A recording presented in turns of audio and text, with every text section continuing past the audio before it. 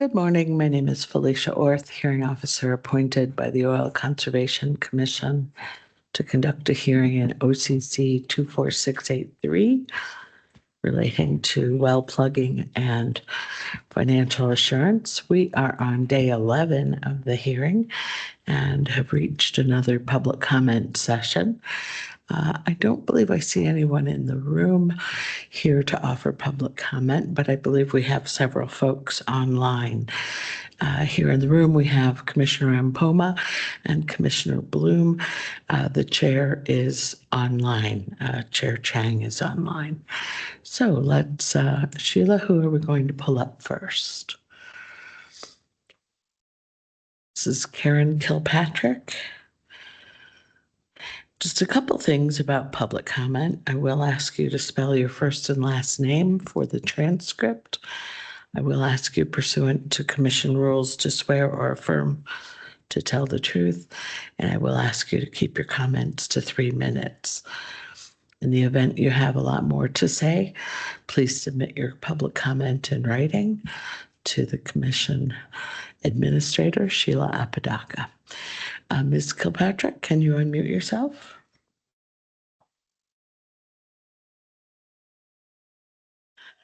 My name is Karen Kilpatrick. It's Karen Kilpatrick. Thank you. Do you swear or affirm to tell the truth? Yes, ma'am, I do. I'll start your time. And thank you for your time today. I was born in Gallup while my father was working at the Pruitt refinery in 1954. In 1956, my father took a job at the Conoco refinery in Artesia just before I turned 2 years old. He worked there in the lab for 25 years before his health forced him to retire. My older brother went to work there shortly after my father's retirement and worked in the lab for 40 years before he retired. This brother also worked in a jewelry store or owned one from 1966 until he closed it and retired in 2011. My younger brother graduated high school in 1977 and started at the refinery a year afterwards as a pump mechanic. He worked his way up to managing the asphalt plant. He was laid off after 32 years of work when he was 61 or 62 years old. I have spent 60 years in Artesia with 10 years in Texas and Virginia at different times. Most of the time, Artesia is self-sustainable, but there is a lot that would make it better. Our biggest and oldest oil drilling company, Yates Drilling and Production Company, sold out to EOG a few years back. EOG went through a reorganization and moved their offices from here to Midland, Texas. We have the largest oil pool under our county that we cannot access due to drilling regulations already on the books. Why try to place more on companies that would leave the state? There are too many regulations on the state and federal lands where drilling could be done and was done in the past. The new proposed regulations may cause the companies currently doing business in Eddy and Lee County to withdraw. This could lessen the influx of oil and gas money. This would mean less funds for schools. I would really recommend the commission to vote these new proposals down. Thank you very much for your time and listening to me. Thank you, Ms. Kilpatrick. Sheila, who do we have next? Andrew Klooster. Can you unmute yourself? Yeah, can you hear me all right? Yes, thank you. If you would spell your first and last name. Perfect, thank you. My name is Andrew Klooster. It's Andrew Klooster. Do you swear or affirm to tell the truth? I do. I'll start your time. Thank you. I am the Colorado field advocate and an optical gas imaging thermographer with Earthworks, and I'm thankful for the opportunity today to lend my voice and support for stronger bonding and cleanup rules. For over 10 years, Earthworks has deployed optical gas imaging cameras here in New Mexico and in other states, both nationally and internationally, to document emissions from facilities throughout the oil and gas supply chain and at each stage in the life cycle of an oil and gas well pad. We have used this experience to advocate for new rules and regulations to mitigate emissions from facilities that pose a risk to public health and the environment. I personally served as a thermographer for Earthworks for the past 5 years. And in those 5 years, I have conducted over 2,000 surveys of roughly 1,000 different oil and gas facilities throughout the Mountain West, including Colorado, Idaho, Montana, Utah, and here in New Mexico in the San Juan Basin. I've made multiple trips to San Juan and Rio Arriba counties, and what I've observed at marginal wells in New Mexico is, not surprisingly, but unfortunately, no different than what I've observed at similar wells in Colorado or elsewhere. Let me elaborate on that point. When you spend as much time as I have looking at low producing and abandoned wells with an optical gas imaging camera, you will likely observe over and over again emissions from loose fittings and valves, cracked or unsealed stuffing boxes, broken gauges and controllers, improperly maintained storage tanks, malfunctioning flares and separators, and even, as in the case of a facility in San Juan County a few years back, emissions wafting directly out of the ground itself due to a cracked flow line on a well pad.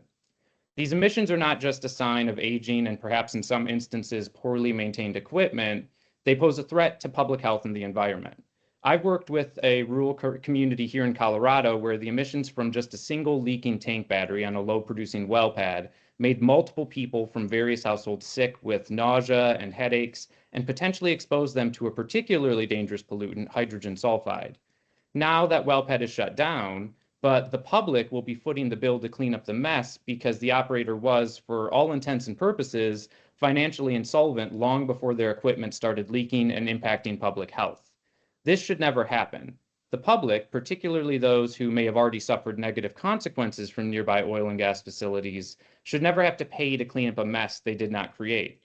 A mess that they may have already had to pay for in the form of bills for doctor's visits, laboratory tests, or air purifiers. This really is a very common sense proposition.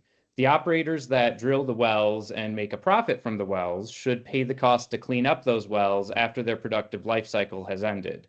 New Mexicans have lived on and cared for this land for centuries.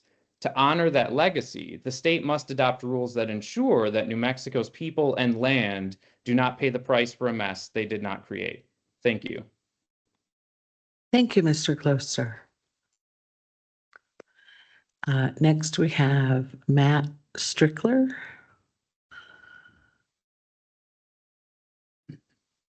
Mr. Strickler, can you unmute yourself? Yes. Hello. Would you spell your first and last name, please? Yes, my name is Matt, M-A-T-T, Strickler, S-T-R-I-C-K-L-E-R. Do you swear or affirm to tell the truth? Yes. Thank you. I'll start your time. Hello, my name is Matt Strickler. I'm a native New Mexican and a graduate of Farmington High School. I chose a degree and career in the energy sector and have over 20 plus years experience in the industry. The start of my energy career began in Texas and spanned into work in Colorado, Oklahoma, New Mexico, and internationally. I chose to return to the state in 2011 and hope to remain in New Mexico. My family and I love the climate and the people here in Northwest New Mexico, and would very much like to remain optimistic about our family and future generations having a life here. Unfortunately, over the last 14 years, I've seen my focus shift from 100% projects and investments based in New Mexico to a de minimis amount of consideration to new investments in New Mexico. Aside from legacy assets in New Mexico, we have turned almost all of our efforts to investments in Oklahoma and Texas. The regulatory and energy policy environment in New Mexico has been the primary reason for our shift outside of the state, as the risk and returns are rarely competitive. I do not believe my experience is unique, as policymakers have taken an increasingly hostile approach to small independent producers in favor of large corporate interests. I am concerned that as the shale production, particularly in the southeast of New Mexico, peaks, the budget level Santa Fe has increased since the pandemic.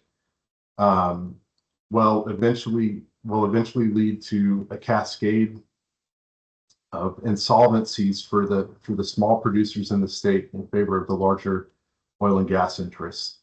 Policy measures like the proposed marginal well bonding will lead to a cascade of solvencies as energy prices, if energy prices ever take a downturn.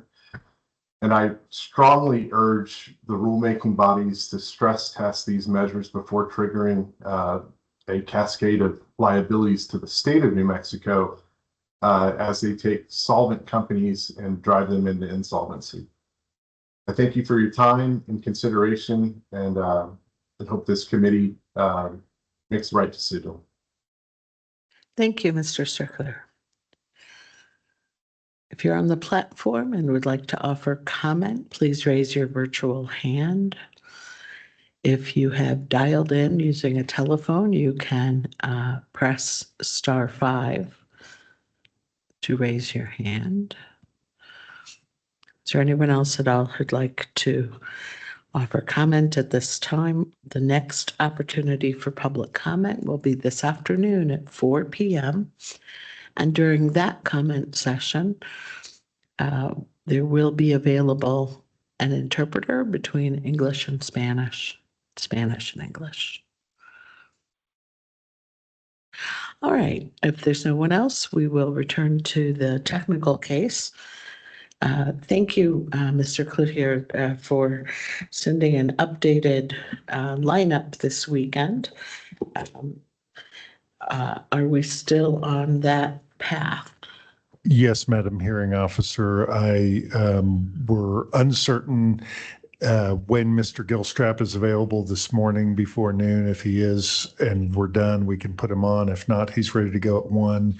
Mr. Ezel will be here to follow up on that.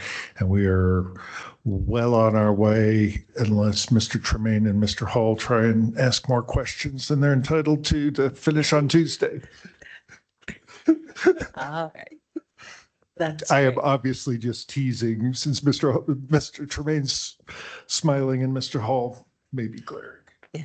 Thank you very much, Mr. Cloutier. So, and then we will have the 2 witnesses available on Thursday, as outlined in my email to you and all council. All right. So we may have Commissioner Ampoma and others. We may have a break, if you will, between today and Thursday, or tomorrow and Thursday, due to witness availability. I think we're just going to convene versus Microsoft Teams. Commissioner Ampoma is the hearing officer's preference, but I have one witness who is out of the country until sometime tomorrow afternoon.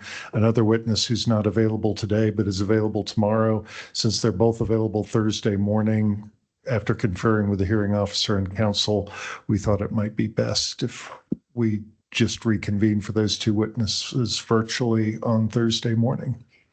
It's something that's in discussion, but we don't have that discussion official yet. Yes. Mr. Ampoma. Yeah, so if I can know the time, because I've already booked my hotel and I need to know that, Yeah. know if I need to go back home or not. Okay, thank you. Thank you. Commissioner Bloom? Oh, that would certainly work for me, and I'm glad you're discussing this with respect to Thursday. And just a note, tomorrow I will not be able to be in Santa Fe, but I will participate virtually, and I don't think I'll miss any portion of the meeting, but I'll be virtual tomorrow. Thank you. Mr. Winchester, do you have something? Anything else? No. Mr. Winchester, would you join us up here at the front, please?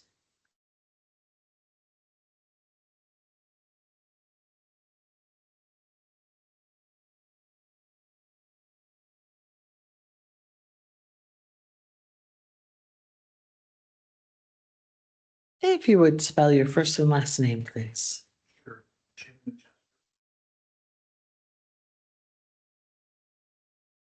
All right, is that better? That- Jim Winchester, last name is Winchester. Thank you. Do you swear or affirm to tell the truth? I do. Thank you.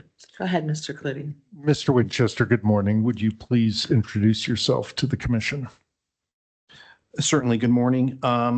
Jim Winchester, Director of the Independent Petroleum Association of New Mexico. We're a volunteer trade association, oil and gas producers who explore and produce E&P, oil and gas in New Mexico. And we're made up of predominantly those independent producers, along with businesses and professions who support those producers. Thank you. Have you been in attendance in person or virtually throughout these proceedings? On and off. I've been in the room for some parts of the proceeding. I've also been listening on the virtual platform. And at times I've been able to catch up a little bit on the department's YouTube channel.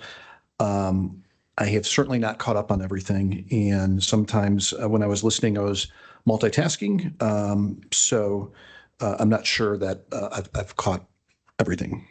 Okay, thank you. And you submitted direct and rebuttal testimony in these proceedings, Mr. Winchester? Yes, that's correct. Do you have any corrections or clarifications to the testimony you submitted? Yes, thank you. Based on what I've heard in the proceeding, I do have a couple of clarifications. First, in my rebuttal, I testified concerning reaction from multiple members of my association to a form that was issued by the division in August or September that interpreted as implementing as though this rulemaking had been adapted. My testimony from the members at the time was truthful. My clarification is that after Mr. Hall questioned an earlier witness, and I apologize, I don't remember who that was. I've discussed Mr. Hall's questions with members, and I wish to clarify that I think the initial form's reactions was misplaced. Anything else? Yes, I spent a lot of time in my direct testimony talking about what was and what was not represented by the master orphan well spreadsheet. Again, I do not think what I testified to in direct is inaccurate. However, in listening to the applicants and to the division, I do not think that they're trying to use each entry on that spreadsheet as the scope of the current orphan well issue in New Mexico, which is something that I heard prior to the hearing. Since both the division and the applicants seem to be using the number of roughly 700 for the number of orphan wells that the division has the responsibility to plug, I think it's a number that is roughly accurate. So I don't think that my testimony about the spreadsheet has much relevance.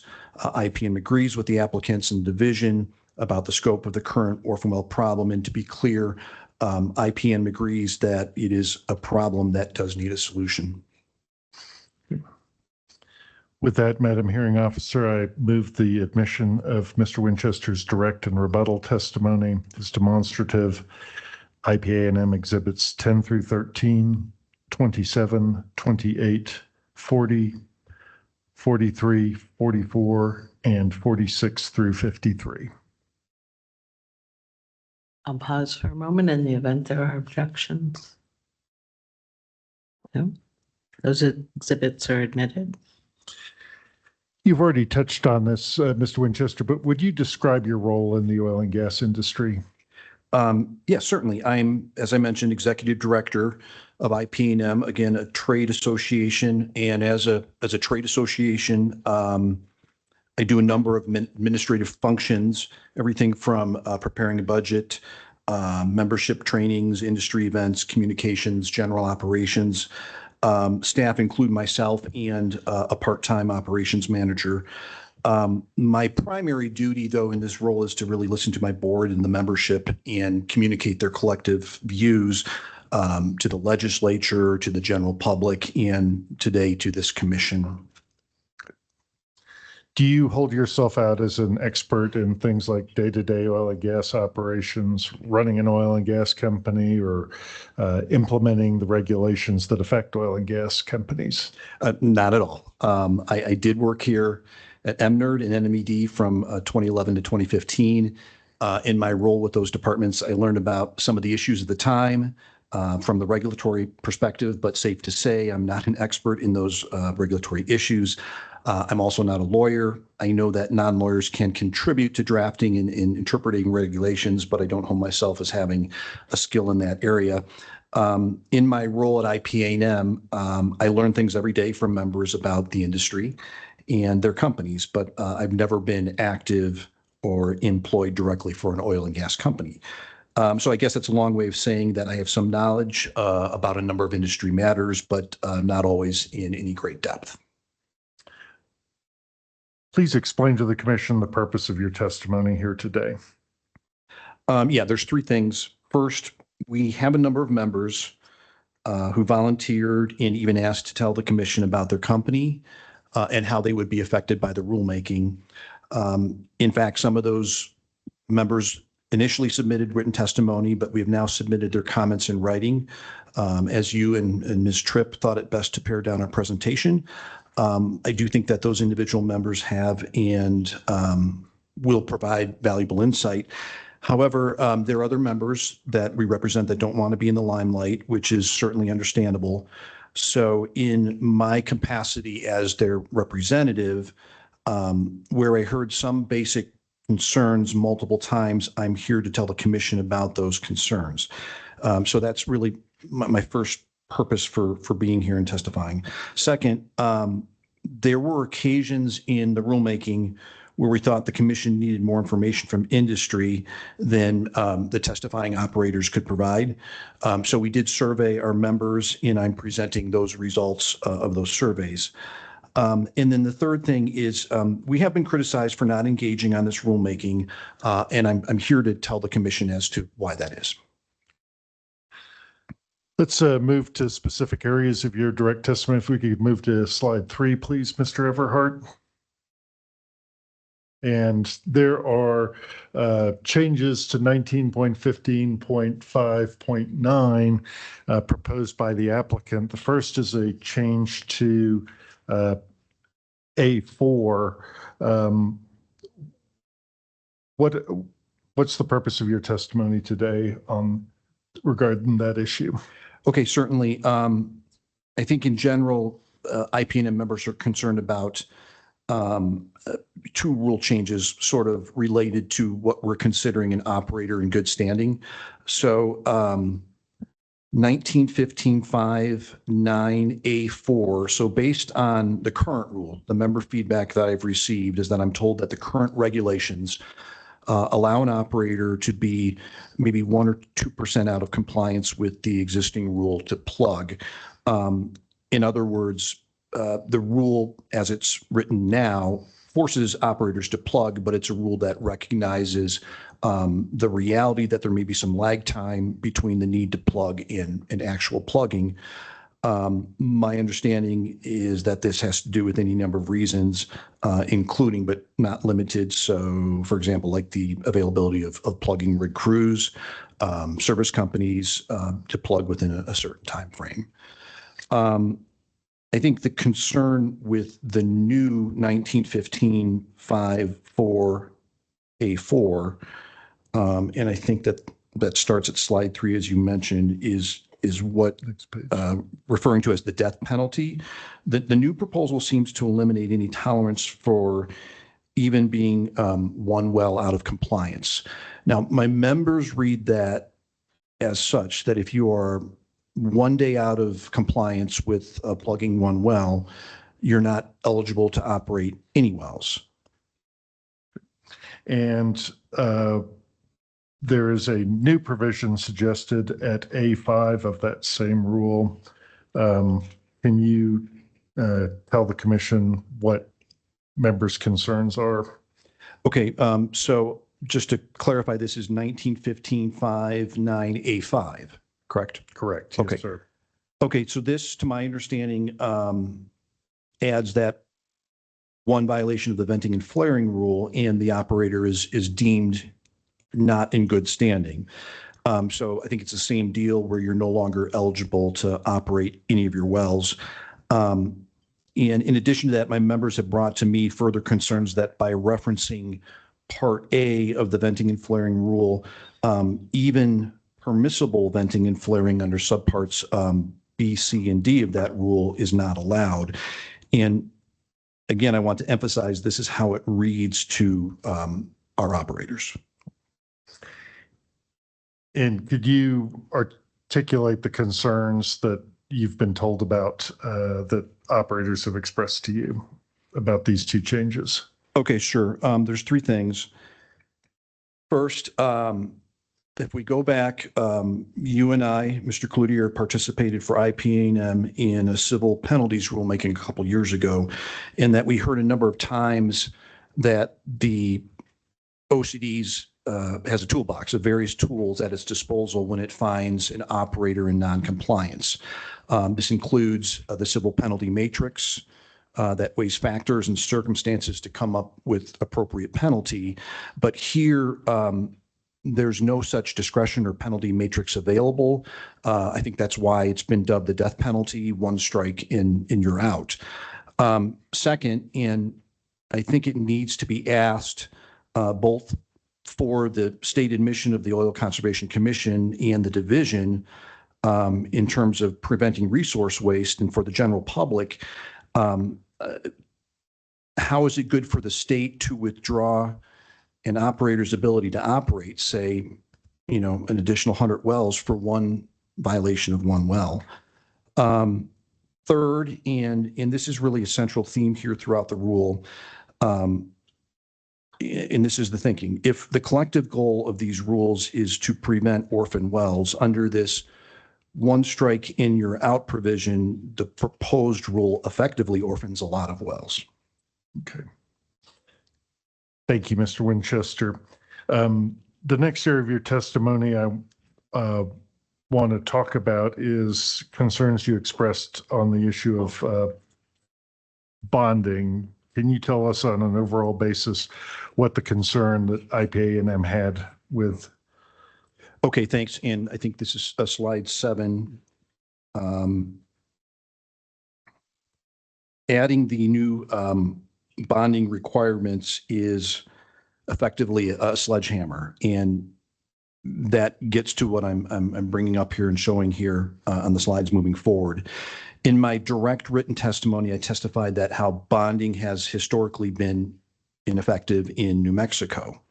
And this is supported in slide 7 by the most recent 7 annual reclamation reports showing that bonds were only drawn on total of 2 in the past 7 years, amounting to less than $250,000 after plugging 193 wells.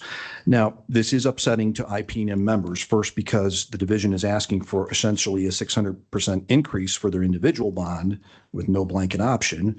And I'm not sure that any industry could survive a sudden 600% cost in its holdings.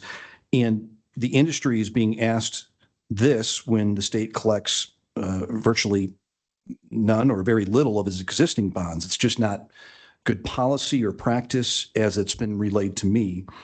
And I think to sort of put a circle on this, when this was asked back in June at the LFC meeting, Legislative Finance Committee meeting in Taos, Assistant Deputy Secretary Shelton testified in front of the Legislative Finance Committee that this is the equivalent of that the juice is not worth the squeeze. Okay. Should I go on? No, Okay. no, if you. Yeah, I mean, I've noticed since then that there's been a slight change of approach. Again, at the June LFC hearing, when that reference was made, there was bipartisan pushback. And And I know that I brought that up as a concern in my written testimony submitted on August 8th. Now, in this rulemaking, I found out for the first time that in the last half of August, the OCD made bond demands on 3 of the largest offenders on its orphan well list. And whether the timing suggests OCD got the message, it really doesn't matter. We just want to be on the record now as saying that we're glad to see that the division is doing this. But the argument remains the bonding system right now offers us no evidence that it protects the taxpayer. And our members who are coming forward in this hearing are demonstrating that bonds only succeed in creating hardships for the good operators and therefore really risk increasing orphan wells. Thank you, Mr. Winchester. I'd like to move to your testimony concerning exhibits 17 and 23. I think that's around slide 18 or so. Okay, Mr. Everhart. Yes.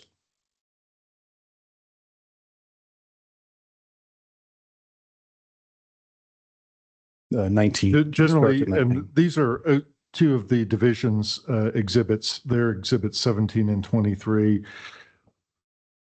Tell the commission what you did at a high level. Sure. So I want to first give some context related to this. It's come up before in this rulemaking, but most operators plug their wells.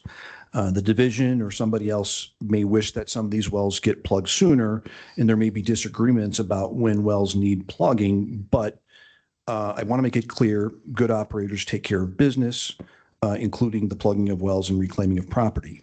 Now, Exhibit 17, it's been clarified, as I've been told, and it seems like the division and the applicants agree that there are a number of wells on the spreadsheet that have been plugged. Exhibit 23 is one of the TA well exhibits submitted by the division. So in addition to having talked about the number of wells that have already been plugged, does your testimony on these exhibits have any other relevance to the commission in your mind? Okay, sure. A couple of things. First, on Exhibit 17, when we analyze it, as we do on slide 8, I believe that's our slide, but correct me if I'm wrong. It's not on there. It demonstrates that the population of those orphan wells is concentrated into a smaller number of operators, in 10 to be exact. And again, on that slide 8, this shows that the problem in scope is involved in 10 operators that account for 75% of the total orphan wells. Second, and most important, if we look at Exhibit 23, that is the basis, to my understanding, of at least a good chunk of the Legislative Finance Committee's concerns about another 4,300 wells being orphaned in addition to the 700 unplugged. I think there ought to be real doubt as to whether these wells, unfortunately, will ever get bonded.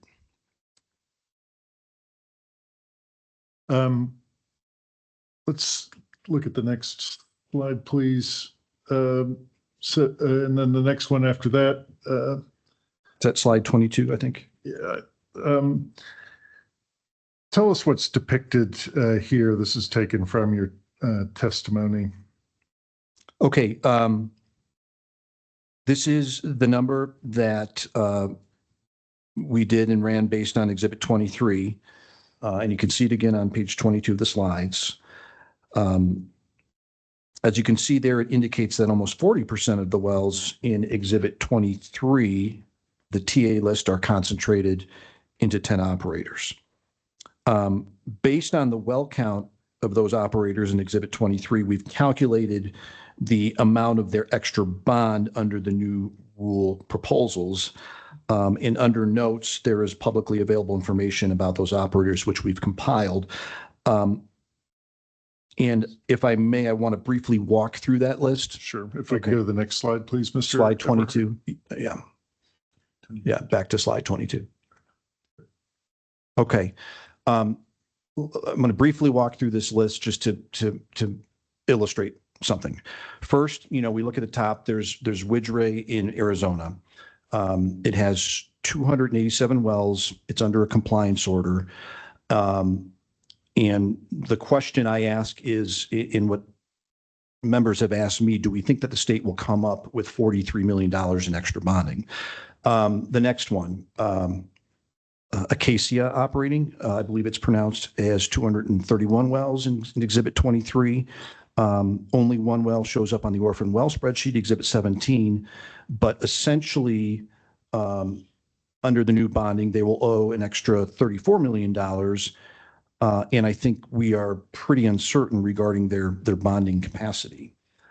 The next one, LLJ Ventures, shows 149 orphan, and I think we can conclude it's very unlikely that they will be able to post $40 million in bonds. LH Operating has 131 wells, but recently sold to Eon Resources, and they are planning secondary recovery through water flooding. So that's substantial. And excuse me, let me interrupt. Do you know that personally, or was that result of some other information that was provided to you? No, I do not know that personally, but that is information that is publicly available, to my understanding. Okay. Dominion Production holds various compliance orders, but with those regarding compliance orders on financial assurance violations, I think it's obvious that they will not meet the new bonding requirements. So that's another $18 million. Kano Petro, we know very well, filed for bankruptcy. They're gone. So we know there's an additional 17 million in bonding coming there. Hillcorp's on this list. And as we know, they have submitted information to the commission. They have a very robust well program. They are successfully reworking wells, and that's transformed old wells into individual success stories. So they're responsible. They're actively plugging wells. They should be considered low risk, and yet this rule would cost them $15 million of bonding, which doesn't make sense because their plugging and repurposing track record is there. They are concerned, however, that their ability to continue to grow through acquisitions in their business model is under tremendous threat with the uncertainty of the OCD authority to reject acquisitions. So they're out there like that, and they're not alone. I'm moving on. Sorry. The smaller operators like Oleum, they will be asked to increase bonding $13 million. I think it's unlikely given their portfolio. Empire, Maverick, they each being asked to increase $11 million respectively. They're less known, but with uncertain bonding capacity. And then at the bottom, Northern Pacific has 65 wells on the inactive list and 83 wells on the orphan well spreadsheet. So overall, I think the pattern we see here is that most of these operators outside of Hillcorp on the orphan well list lack the financial ability to provide bonds. Thank you. Did members and you notice anything else about the population of Exhibit 23? Next slide, please. Yeah, we noticed that there were other operators on 23, Exhibit 23, who we would describe as problem operators. Again, publicly available information that suggests they are no longer capable of plugging or bonding. I think this is slide 25. Is that correct? Next one. Yeah. Okay. Slide 25. That is a list that we've compiled of those operators. And what's over there in the notes, just for a summary? I don't think we need to walk through each of these. Yeah. I think what we're showing here is we're identifying the operators. We're showing how many wells we counted in Exhibit 23 for that operator. Then we multiplied that number by 150,000, and then that summarizes the information based on what we knew about that operator. Now, this is a technicality I want to make clear. Exhibit 23 itself was presented as a PDF. It was not an Excel format, so you can't do a direct conversion of the data or sorting through a PDF as you could on an Excel. So we manually counted entries for each operator. And it's possible that our counts were a little off. But they are as close to be expected, when you're looking down at a PDF document like that. So point being is that they may be slightly off, but they're represented to make the same point. Could you, next slide, please, could you summarize to the commission what you and membership would like the commission to understand about the analysis done on 17 and 23, OCD exhibits 17 and 23? Sure. So on 26, it shows the summary, same as our previous analysis. We've identified a total of 19 companies that are going to be asked to come up with a combined $250 million of bonding. And the information is clear that the capacity is simply not there. But here's what we do know. The company's not showing up on this list. They're overall responsible. Their track record is such that they are not in a risky category because they plug their wells. And yet in this rule, it will saddle them, the good operators, with excessive bonding costs. And I think this is the fundamental argument with this bonding rule proposal. I mean, it's in the minds of the members who I've talked to, it's clearly and unfairly putting an enormous burden on good actors. And that is going to be, essentially 600% bonding increases per well thrust upon these less risky operators. I think the conclusion based on the perspective of our members is that with this rule, the division risks creating more orphan wells now from good companies. But the problem that this rule is supposed to be fixing is orphan wells.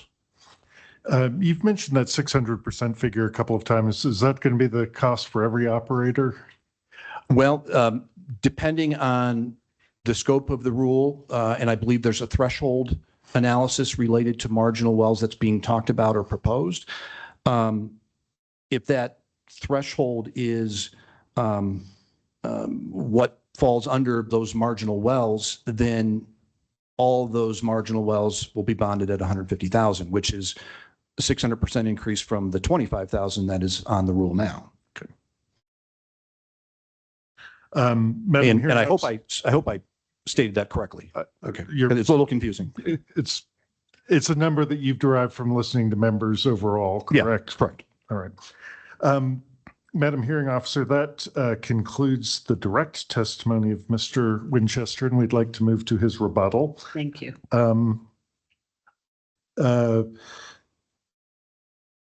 First slide of the rebuttal will be 27? Yep. Yes, sir.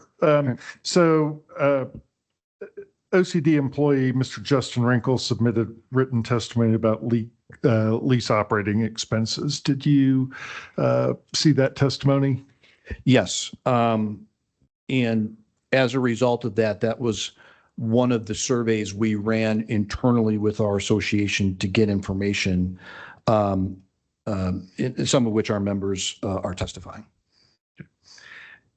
And you ran a survey to get even more information than just the members who are testifying, as I appreciate. Yes, correct. Exactly. Some of the members are testifying.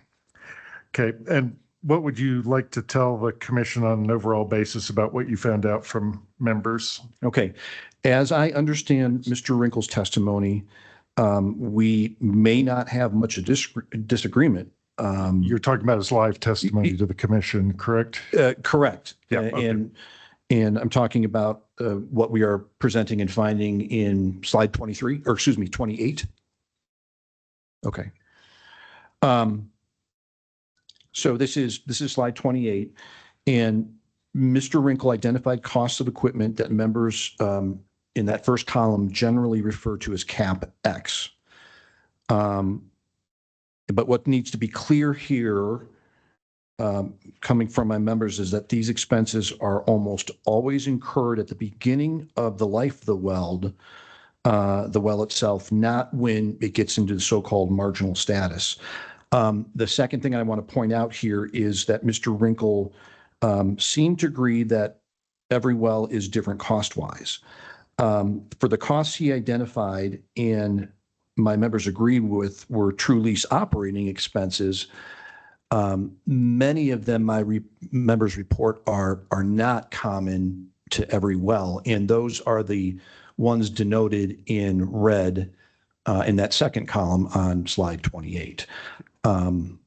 We could go to the next slide, and could you briefly tell the commission on those items in that second column what your summary of member feedback revealed about those particular costs? Okay, certainly. I'll be brief. Slide 29. The point here is to show the commission that our members disagree with the high cost assessments that Mr. Wrinkle is presenting, depending upon how members in the real world come up with those cost numbers. So I just want to point out these in particular. Compression in itself as a cost becomes less prevalent the lower the capacity of the well in terms of production.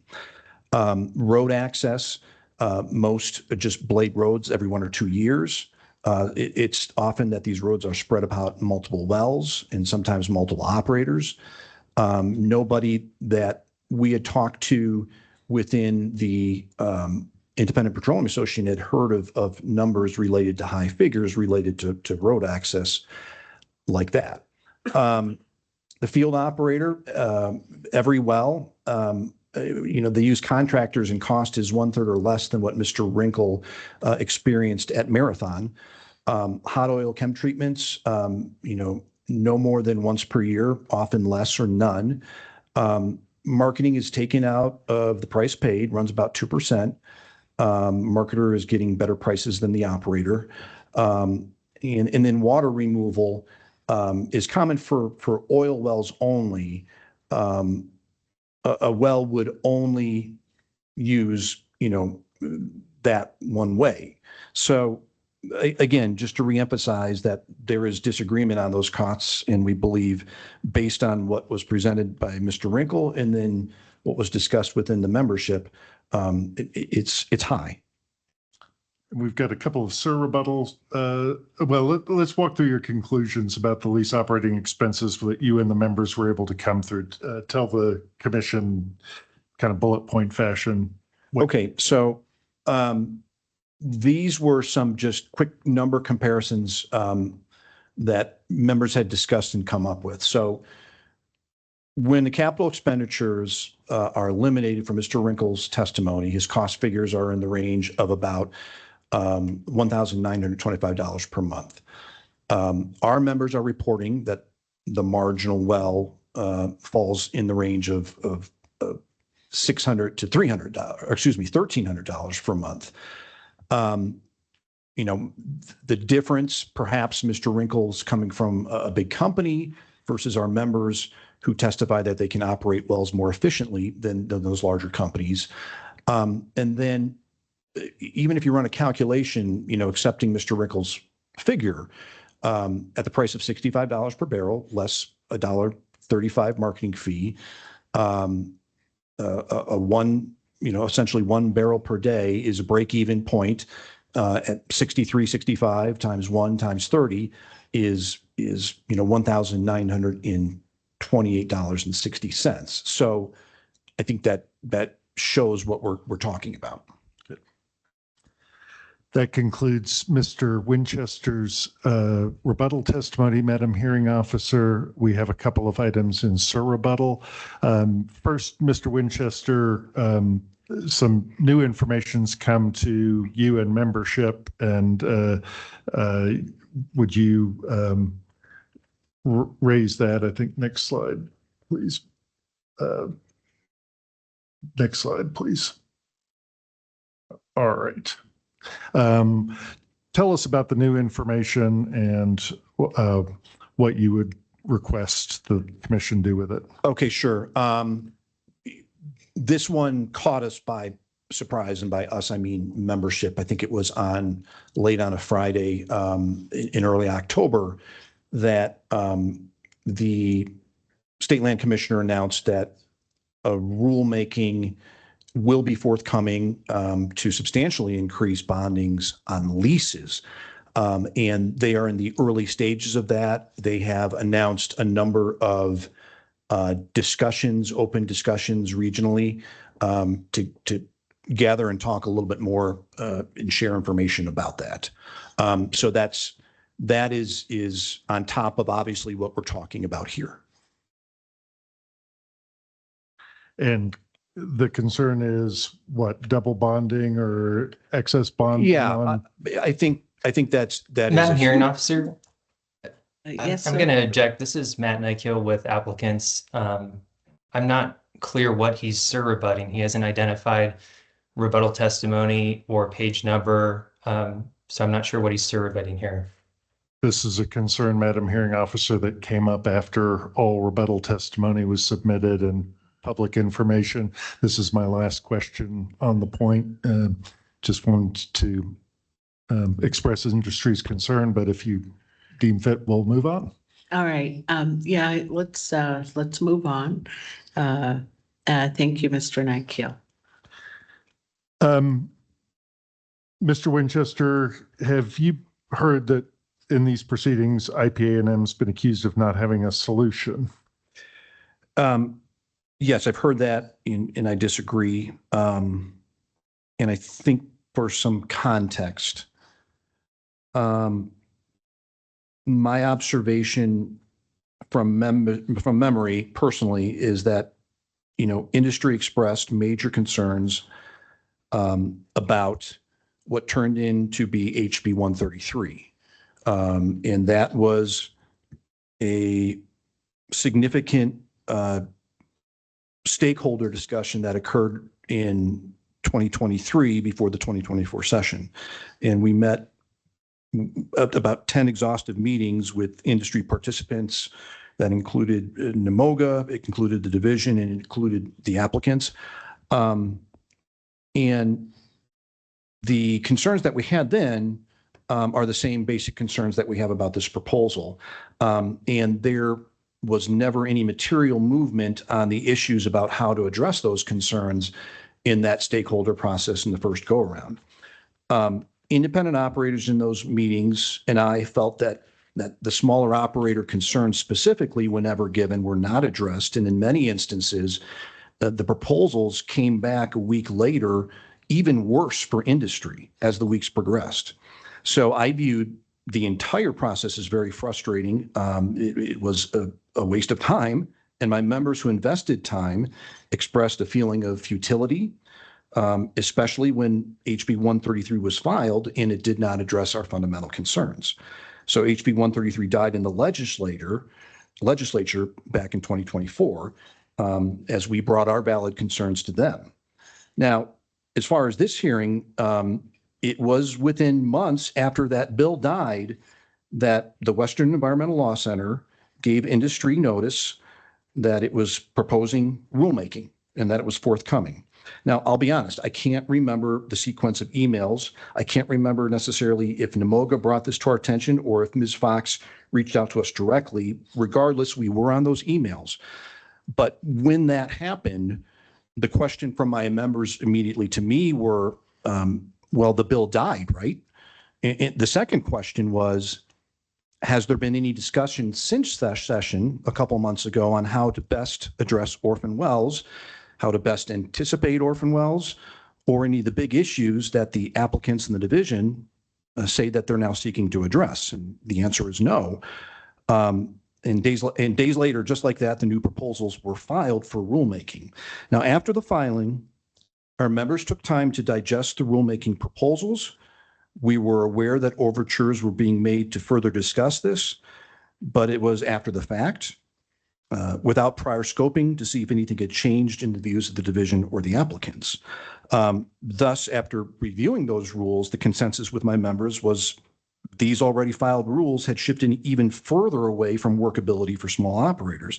And IPM members simply can't invest time, people, resources, and money on another long stakeholder process based on what had happened the first time around. And I just want to illustrate this for everybody involved. The undertaking that took place for all of those months, those 10 sessions in 23, was massive. Keep in mind, everyone is in the same position, but smaller operators don't have government affairs people. our owners and operators staffs had and would have to again sacrifice time from the field to attend to these meetings. And they already proved fruitless and a waste of their time and their resources. And the filed rule in its entirety represents, in the minds of my members, an existential threat to their operations. Now, I want to be clear. We do feel that there are solutions that are out there, and we want to and can and would be willing to continue to explore those. But in the paradigm and in terms under which this rule is proposed, membership from IPM got the message that real changes in the rulemaking proposal were not going to come. So here we are today here making our case. Industry did not ask for this rule. Members have varying opinions about the extent of the orphan well problem, but I think all acknowledge there are orphan wells that need to be attended to, and there are ways to plug them. But my members have expressed to me, bonding is not that answer. It's punishing the good members, the ones, as far as we know, who are plugging wells that need plugging. The real question to IPM is how to pay and plug the remaining orphan wells and those that might get into that situation. So that's why, we've been proposing and pushing for a fix of the oil and gas conservation tax to go to the reclamation fund to get this done. Thank you, Mr. Winchester. That concludes Mr. Winchester's rebuttal testimony. Madam Hearing Officer. Thank you very much, Mr. Cloutier. Mr. Nykiel, will you be doing the cross-examination? Yep, that's right. It sounds like you can hear me loud and clear. Yes, thank you. Okay, thank you. Good morning, Mr. Winchester.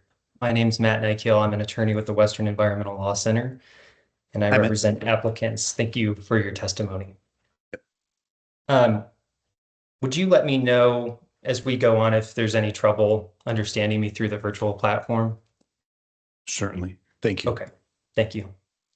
And it looks like you have a copy of your direct and rebuttal testimony in front of you. Yes. And Madam Hearing Officer, may I have permission to share my screen? Sheila? Looks like I do. Okay.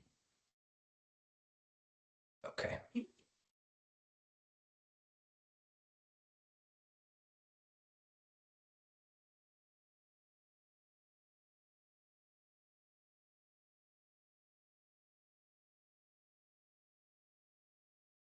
Okay, is that presenting? Yes, it could be a little bigger for ease of reading. There we go. Thank you. All right. All right, Mr. Winchester, I'm pulling up your direct testimony at page 6. At line 14, you testified that virtually all of applicants' proposal comes from parties that have little to zero understanding or experience, be it in government or industry. Is that right? Correct. And you're aware, though, that Oxy USA Inc. supports or doesn't object to several of the applicants' proposed rules. Is that right? Yes, with the clarifier that Oxy is in a different position than the membership of IPM. Okay. And among those proposed rules that Oxy has supported or not objected to, those include applicants' proposal to increase financial assurance for active and inactive wells. Is that right? If they said so, is that what you're saying? Oxy did? Mm-hmm. Okay, sure. And Oxy has also not objected to applicants' proposal to establish a presumption of no beneficial use. Sure. Would you like me to bring up their demonstrative that they used in their slides to confirm that, or would you accept that as true? Oh, no, I accept that. Okay. And lastly, just that Oxy USA Inc. has not objected to applicants' proposal to require that operators certify on registration or transfer that they are not subject to any forfeiture demands in any domestic jurisdiction. Is that right? Or is that your understanding? I will take that as your understanding, which I believe, I'm sure I have no reason to believe why that's not the case. Okay. And To you're also clarify, aware that the New Mexico State Land Office strongly supports applicants' proposed rulemaking? Just want to backtrack on that last line of questioning. I think I've raised the point, but OCC is not representative of small producers and is not a member of IPA&M. So just want to make that clear. There's a distinction. Yeah, but they haven't objected to applicants' proposed rules that operators certify that they're not subject to any forfeiture demands in any other jurisdiction, though. Yeah, that's from their position, certainly. Okay. And so you're also aware that the New Mexico State Land Office strongly supports applicants' proposed rulemaking. I think I heard you testify that you're aware of that. Yes, very much so. Okay. And you're also aware that the New Mexico Oil Conservation Division supports applicants' proposed rulemaking. Correct. And in fact, some of the rules that applicants have adopted and proposed were first recommended by the division. Is that your understanding? I can't speak to that. In fact, we're starting to go back into the talks that took place for HB 133. And there were so many regulation proposals that were bouncing around. I don't know if it came from the applicants or if it came from OCD. Okay. I'm just going to pull up here just very quickly. This is applicants exhibit 15.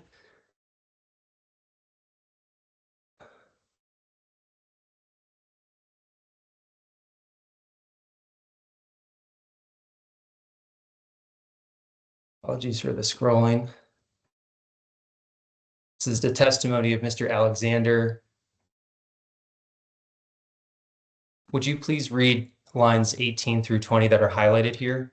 And can you see OCD that? initially proposed a definition for marginal well in its February 12th, 2025 red line proposals to all parties in the proceeding and proposed increased financial assurance for these wells. In 1915-8 NMEC, applicants adopted OCD proposals. But again, that doesn't give context to what was going on before then. But regardless, I have no problem with this.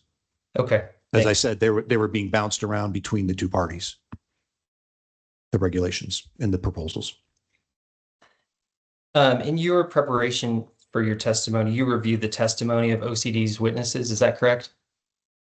Not line by line. I was more paying attention specifically to what was being said in oral testimony and when I could. Okay. So I could speak to whatever questions you have, and if I have knowledge, I'll certainly will answer. If not, I definitely will say that I am not aware of that. Sure. Are you aware that both Mr. Wrinkle and Mr. Dede worked in the oil and gas industry prior to their employment with the OCD? Yes, with larger companies. Okay. And are you aware that between the two of them, they have nearly 40 years of combined industry experience? Sure, certainly. And did you review the testimony of applicants' witnesses as well in your preparation for this hearing? Same question, hit or miss. Okay. Are you aware Mr. Winchester, sorry, Mr. Nykiel, Mr. Winchester, because of the virtual platform, please try not to step on Mr. Nykiel's question when you're answering. Sure. You're answering very quickly. Apologize, Madam Hearing Officer. Thanks, Mr. Cloutier. I apologize. Oh, no worries. So are you aware that Mr. Alexander, applicant's first witness, worked in the oil and gas industry? Yes, I saw his testimony and listened. Okay. And he had worked in the industry for over 3 decades, correct? Correct. But again, to be clear, industry is a broad definition, representative of a wide spectrum of companies in different positions financially, in terms of their plays, in terms of their various producing basins that they're working in. Okay. And you're aware that Mr. Purvis, also applicant's second witness, also worked in the oil and gas industry and works in the oil and gas industry? Yes, Okay. for sure. And he has over 3 decades of experience at this point? That I can't attest to, but I take it as your word is no reason to believe it's not true. Okay. I'm going to pull up your direct testimony again and bring us to page 1.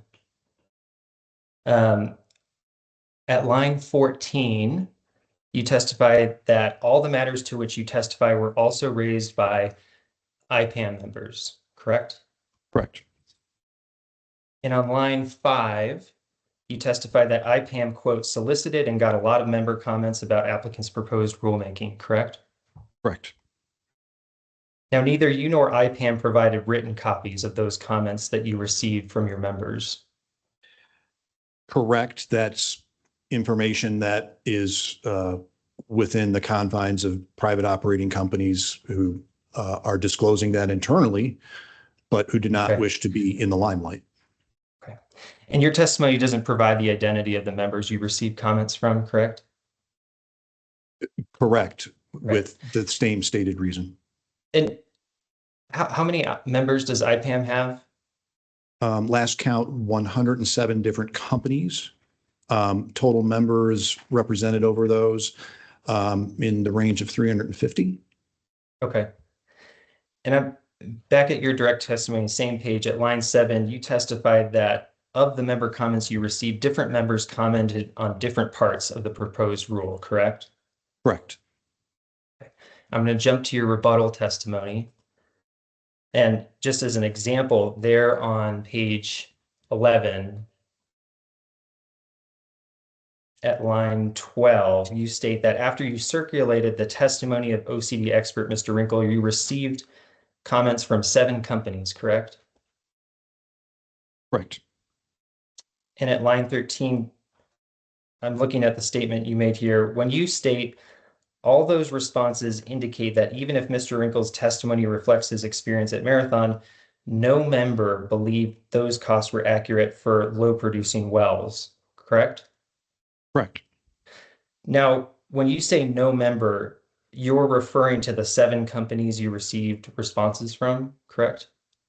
Correct. In that particular survey, Okay. there were additional discussion with members who, would make same comments.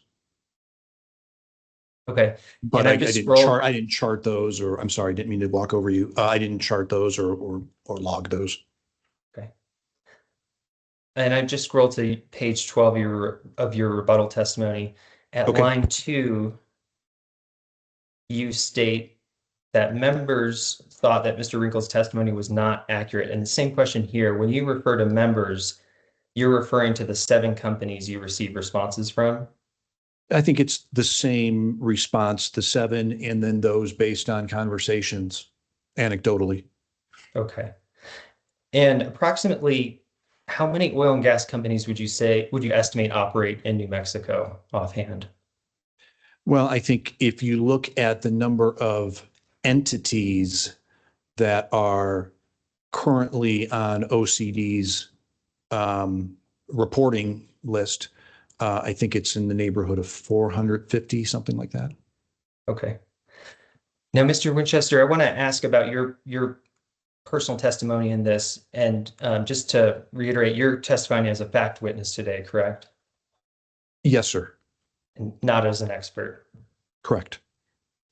And as you said, the summary of your experience indicates that you're the executive director of IPAM, right? Correct.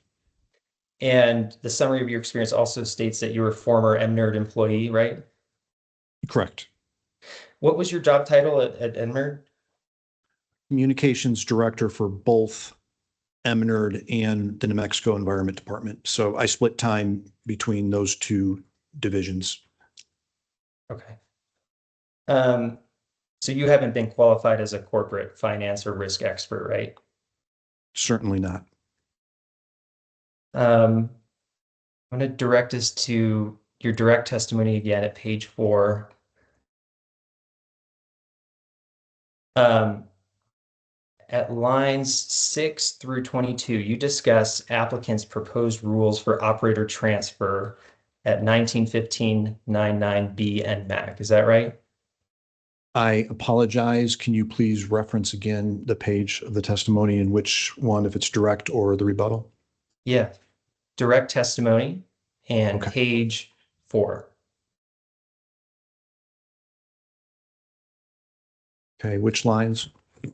6 through 22. It's this paragraph that begins with the question, what's your next comment about the change of operator proposal?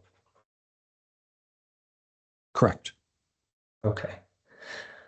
So as you understand it, among other things, the proposed rule here would require a new operator to provide OCD a plugging and abandonment plan, correct? Yes. And specifically at line 20, you opine that reviewing an operator's plugging and abandonment plan would do little to nothing to assure the state that an operator will have the funds available in the future to plug and abandon. Is that right?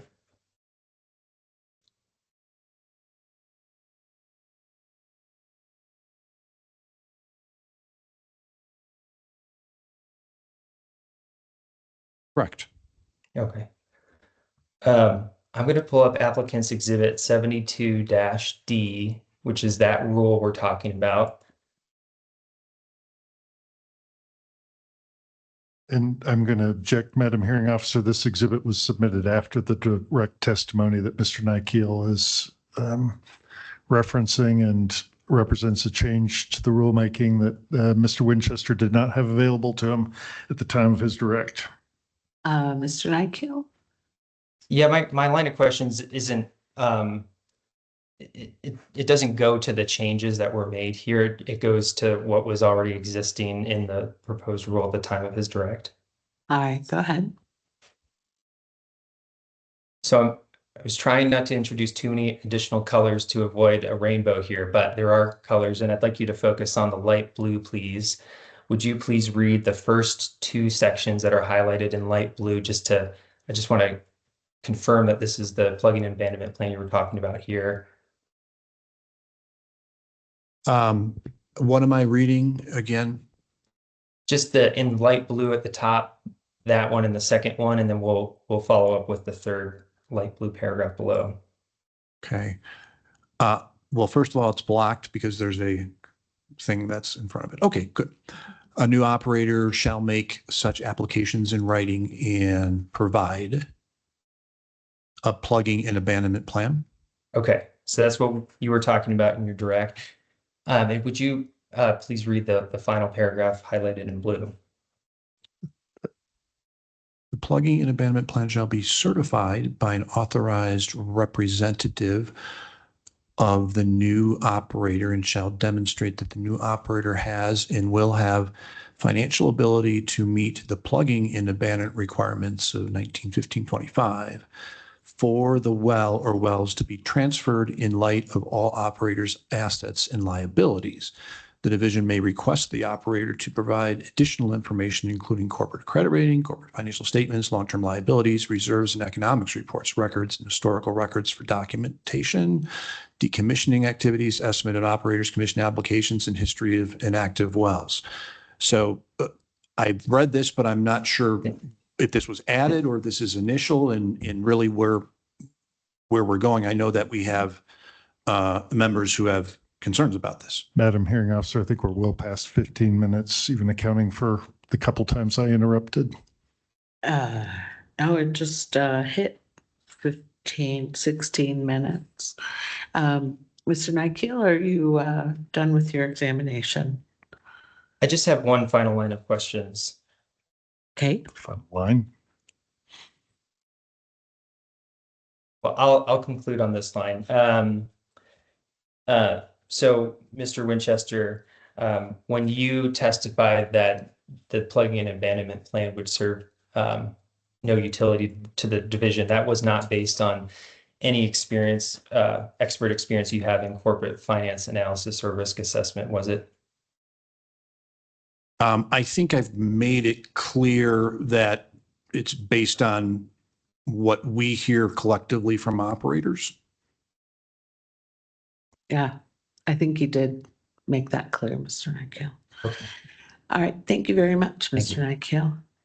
Mr. Tremaine or Mr. Hall? Mr. Tremaine, thank you, Madam Hearing Officer. Good morning, Mr. Winchester. We've had the opportunity to meet virtually before. I think this is maybe the first time in person. Everything's online now. So if that's the case, nice to meet you officially. I'm Jesse Tremaine. I'm the legal director for the Oil Conservation Division. I have a couple kind of general questions. A lot of your testimony, we've really kind of gone over quite a bit in hearings, so I'm going to try to be quick. So I just want to reiterate, you've already answered this, make sure you agree for foundation, that your testimony summarizes the concerns expressed by some of IPA&M's membership, correct? Correct. At the beginning of your testimony, which I very much appreciate, I believe that you had identified that some or two specifically of those concerns raised in your direct were alleviated after you clarified some of the information and discussed those issues with your membership. Is that fair? Sure. Yes, correct. Thank you for that. And you are a fact witness here, so you did not perform or provide any of your own analysis or expertise. Correct. As a fact witness, to my understanding, yes. Okay. So, Yes. so all of your testimony is presenting undocumented hearsay to the commission. I don't agree with that at all.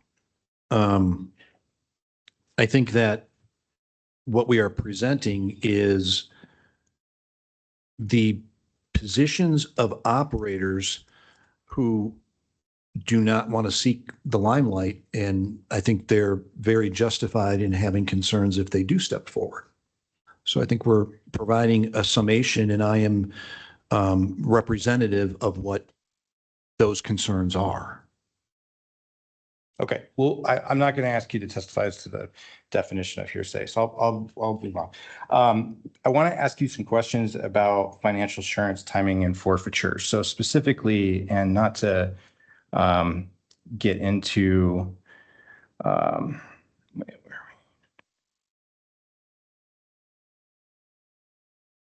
are we?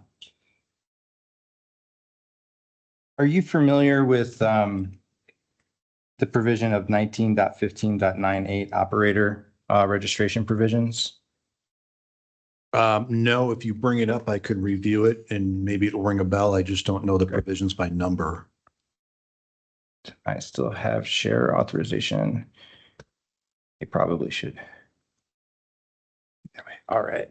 So, Mr. Winchester, I want to point you to, so this is, again, this is New Mexico One Source. It's compilation division, official legal publisher of the state of New Mexico.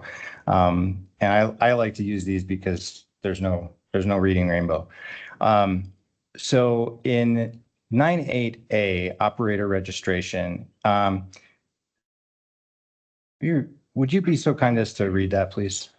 A. Prior to commencing operations, an operator of a well or wells in New Mexico shall register with the division as an operator. Applicants shall provide the following to the financial assurance administrator in the division's Santa Fe office. All right. So before you begin operations as a new operator, you have to provide these three things listed under A. And do you agree with me that the third thing that you have to provide before beginning operations is the financial assurance that's required? As it says here, again, I'm not sure, referring to 1915-8 in particular is something that I have knowledge of by name. Right. But you would agree it says the financial assurance and then provides another section of the role. Correct. Okay. And I'll represent, I'll show you here. So just to make sure there's no trickery here, part 8 is the financial assurance requirements. So 9.8 stands for the proposition that when you register as a new operator, you have to provide the financial assurance before you begin operating. That's that reference. So with that in mind, I want to ask you about your awareness of OCD's current practices in this regard. Are you aware that OCD currently requires financial assurance before well transfers? I'm not sure of what the procedure is in the particulars. Okay, so you don't know. I don't know off the top of my head. Okay. Well, I felt it was implied from your testimony that you were suggesting that the requirement that OCD require and review financial assurance prior to a transfer was a new thing.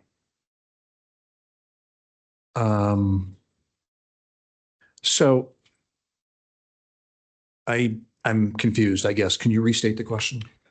Well, was it your testimony that it was going to be a problem for OCD to require financial assurance prior to approving a transfer of a well? Since Mr. Winchester did not testify to that here today, Madam Hearing Officer, can I ask Mr. Winchester, Mr. Tremaine to pull up the testimony? I will rephrase. Let me direct you to your testimony.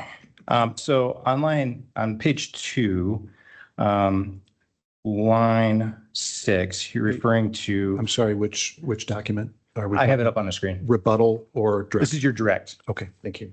This is your direct. Page 6. So page 2, line 6, you stated the proposal for amending rule 19.15.8.9, financial assurance provision, is vague and very broad. It would not allow an operator to proceed with any proposed ... acquisition until the operator has furnished the required financial assurance. You later state, starting on line 10, that obviously this is absurd and will not happen. So I'm just asking you, you seem to directly state or imply there that that's not already the practice. I'm just trying to clarify that that's your testimony. I'm still a little confused in terms of, I think we're getting bogged down in procedural order.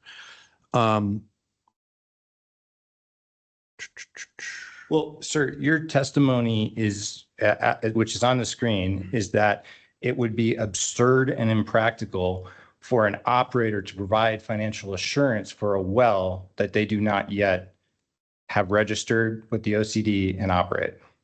Is that your testimony? I think I'm pointing out the problems that operators would face if upon acquisition they had to take upon, under this rule, new financial assurance individually for each wells as opposed to what's currently in rule with a blanket fund. And if I'm confused, it's because I am confused. Okay. So just to put a bow on this, it was not your understanding that OCD already requires financial assurance prior to transfer of wells. As we sit here today, I will just stand by what I've put down in the document because I'm actually not quite certain what your question is. Okay. Are you aware that it's OCD's practice that if a well transfer would cause the receiving operator to fall out of compliance with the financial assurance or the well plugging and inactive well requirements in OCD's rules, that OCD requires on a case-by-case basis agreed compliance orders for inactive wells prior to approving the transfer? Are you asking me about an existing rule or are you asking me about information submitted in my testimony? I'm asking you if you are aware of OCD's practice, because you are stating in your testimony that this is impractical, it doesn't work, it won't happen. Mm-hmm. And I'm challenging that because OCD already does it. Okay, so what's the question again, please? The question was, were you aware of the fact that OCD requires agreed compliance orders for inactive wells if the transfer would cause the receiving operator to fall out of compliance with existing OCD rules?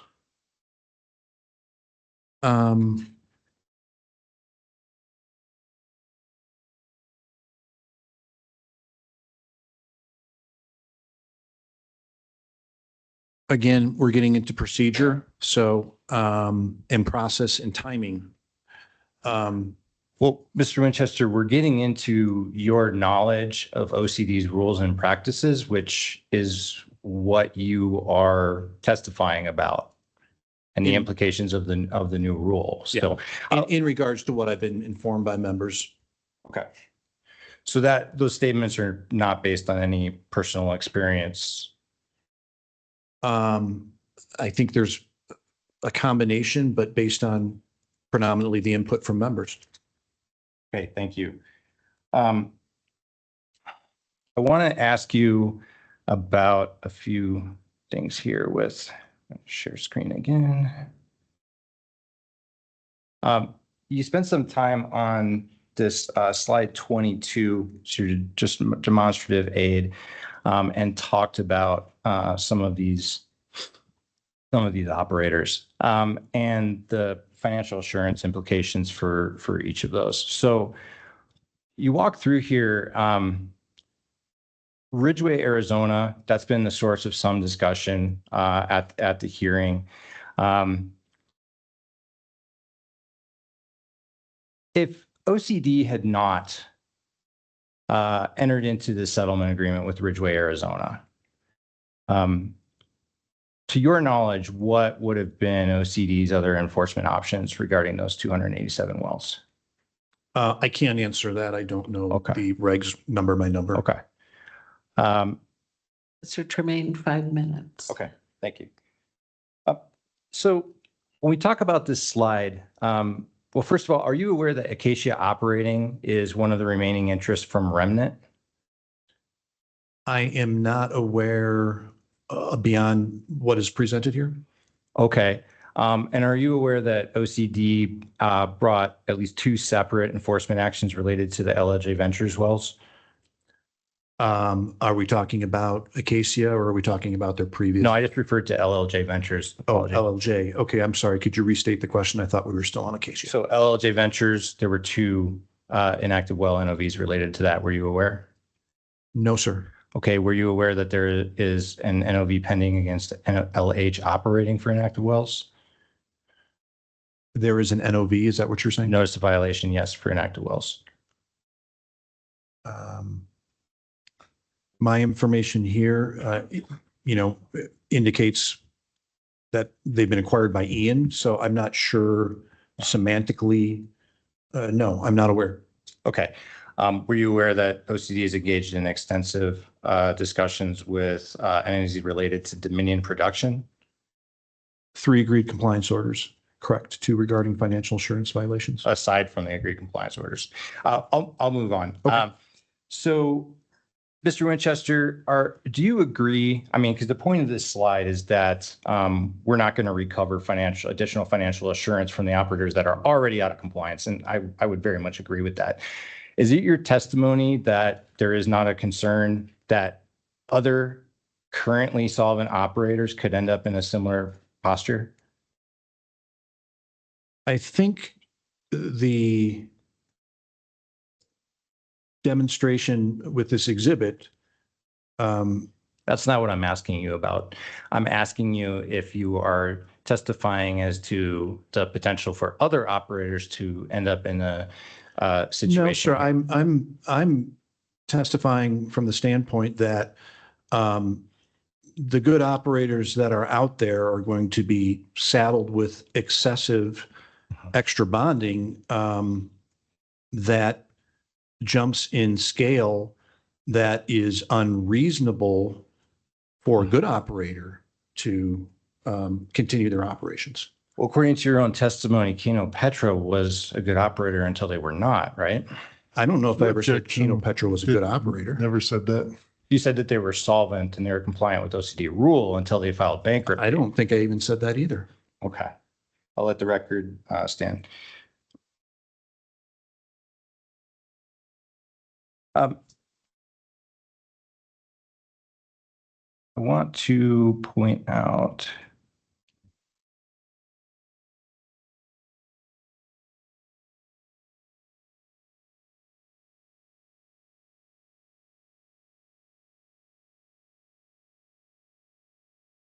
Mr. Winchester, there's been a lot of talk about the 66 million in the reclamation fund. And in your testimony on page 8, direct testimony, page 8, line 14, you're stating that the state is now under pressure to spend initial and follow-on federal sums awarded under the IIJA. So first of all, under the IIJA funds, are you able to articulate for the commission which phase of the federal grant we are currently operating under? No, sir. Okay, so you don't really know the terms or the conditions of the federal grant? Based on conversations that were brought up specifically by former OCD Director Dylan Fuge, in which we were in those conversations and those extensive stakeholder meetings, it was made very clear, even with numbers that I don't recall, 25 million, 50 million, whatever, that there was pressure in statements that he had said that we need to spend that money first. Is it consistent with your understanding that Madam Hearing Officer, we're well beyond 15 minutes. I didn't start my clock until after Mr. Tremaine's pleasantries to Mr. Winchester. Alrighty, so I had that he started at 10:16 and it's just now turning 10:32, so it was 15 minutes. Thank you, Madam Hearing Officer. Thank you, Mr. Tremaine. Thank you. Let's see. Mr. Moore or Mr. Biernoff or Mr. Grazer? Who do we have here? Good afternoon, or good morning, Madam Hearing Officer. I'll be representing the commissioner this morning. Terrific, thank you. Good afternoon, Mr. Winchester. My name is Richard Moore. I represent the Commissioner of Public Lands and the New Mexico State Land Office. Thank you for your testimony this morning. I just had a few questions concerning some of the things you testified about this morning. In your testimony, and I will share my screen here. You testified to what you refer to as the death penalty proposal, and in testifying to that, you referenced the current rule 1915-59 A4, and I believe testified that the current rule allows an operator to be out of compliance with plugging obligations for 1 to 2% of its wells. Is that correct?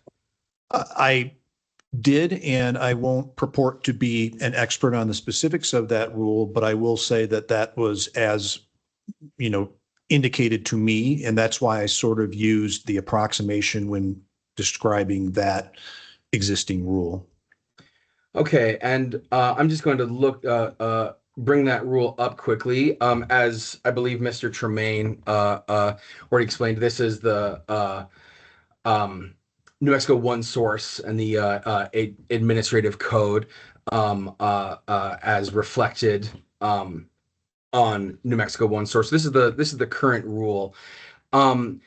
If you could read 1915-59 A4 and how many wells that allows an operator to be out of compliance with. So are you talking about ABCD specifically? 2 wells or 50% yes, of the wells? for Okay. sorry, for 1915-59 A4A. Sure. Under that regulation as currently written, if a company operates 4 wells, how many wells under this regulation as currently written may it be out of compliance with? Well, I mean, that's interpreting the rule. I can only read the rule: 2 wells or 50% of the wells that the operator operates, whichever is less. If the operator operates 100 wells or less, 5 wells if the operator operates between 101 and 500 wells, 7 wells if the operator operates between 501 and 1,000 wells, and then D, 10 wells if the operator operates more than 1,000 wells. And so would you agree that under 4A as written, an operator can be out of compliance for more than 1 to 2% of wells? Is that correct? They can be out as it reads: 2 wells or 50% of the wells the operator operates, whichever is less if the operator operates 100 or less. And looking at subpart B, 5 wells if an operator operates between 105 and 500 wells. If an operator has 101 wells and 5 are out of compliance, that's more than 1 to 2%. Would you agree? 5 wells if the operator operates between 101 and 500 wells. That's how it reads. So would you agree that it's only the larger operators that, as the rule currently reads, may be out of compliance with only 1 or 2% of their wells? I think you are getting into semantics in interpretation of the rule. So I would say when you're talking about large operators, that's a very vague term. So I guess I can't answer that with the context in which the question is coming from. I guess. Again, I'm not trying to be difficult, Richard. I'm trying to further understand not necessarily agree with your conclusion, because I think large operators is a different definition to different people. I suppose just to reframe the question, it's only if an operator is operating, if they have 10 wells that are inactive and they operate 1,000, that's in the 1 to 2% range. But if an operator is operating with fewer than 500 wells, has 5 wells out of compliance, that is a larger percentage than 1 to 2%. If that is the correct math, then yes. All right. And then I'm going to turn to you. Also testified to the operation of 1915-25-8. So I turn to that. This is also the rule as currently written and reflected on New Mexico One Source. So under 1915-25-8 B, the rule requires that an operator shall either properly plug and abandon a well or place that well into approved temporary abandonment in accordance with 1915-25 within 90 days after first a 60-day period following suspension of drilling operations, correct? Correct, as the rule reads, yes. And then B2, a determination that the well is no longer useful for beneficial purposes, or B3, a period of 1 year in which the well has been continuously inactive. Is that correct? That is the rule, correct. So just to be clear, under 1915-25 A as currently written, the rule does not allow an operator to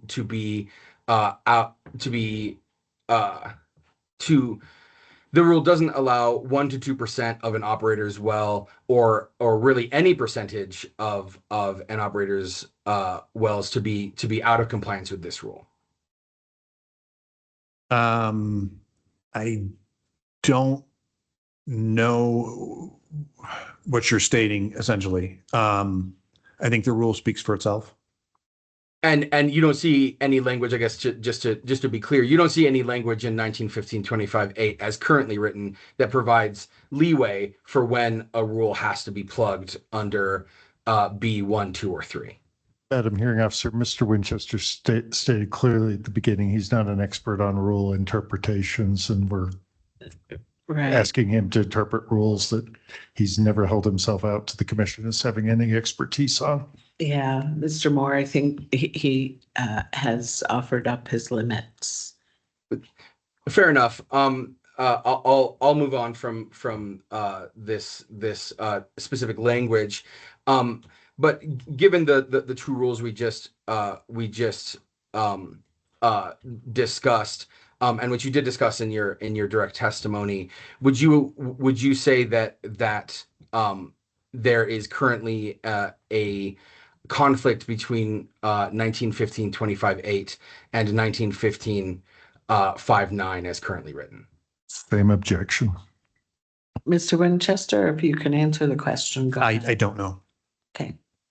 Would and leaving the specific language of the your members, would you agree that clarity in the regulations that apply to your members is beneficial?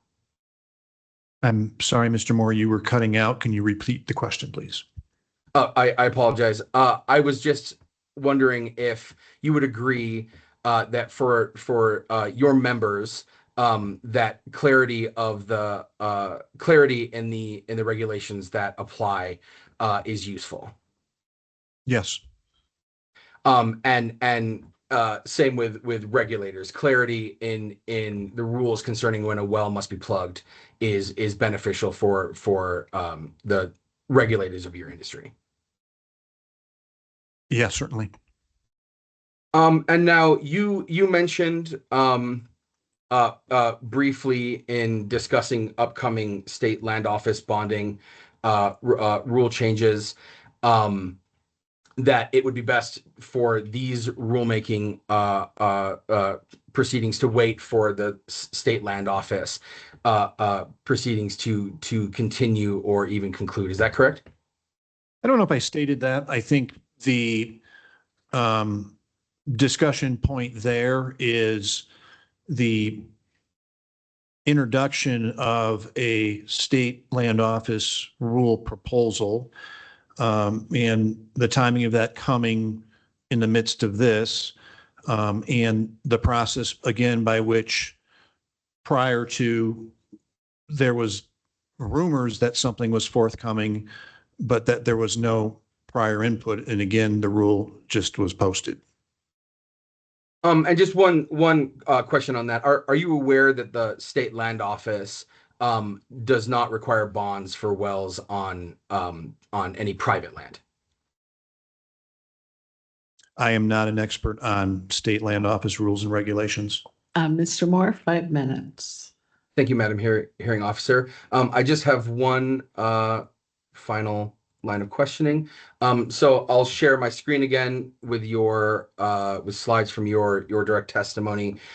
In that testimony, you discussed a number of companies seen on the screen that account for around 1,300 wells on the inactive list, roughly 74% of the total list. Is that correct?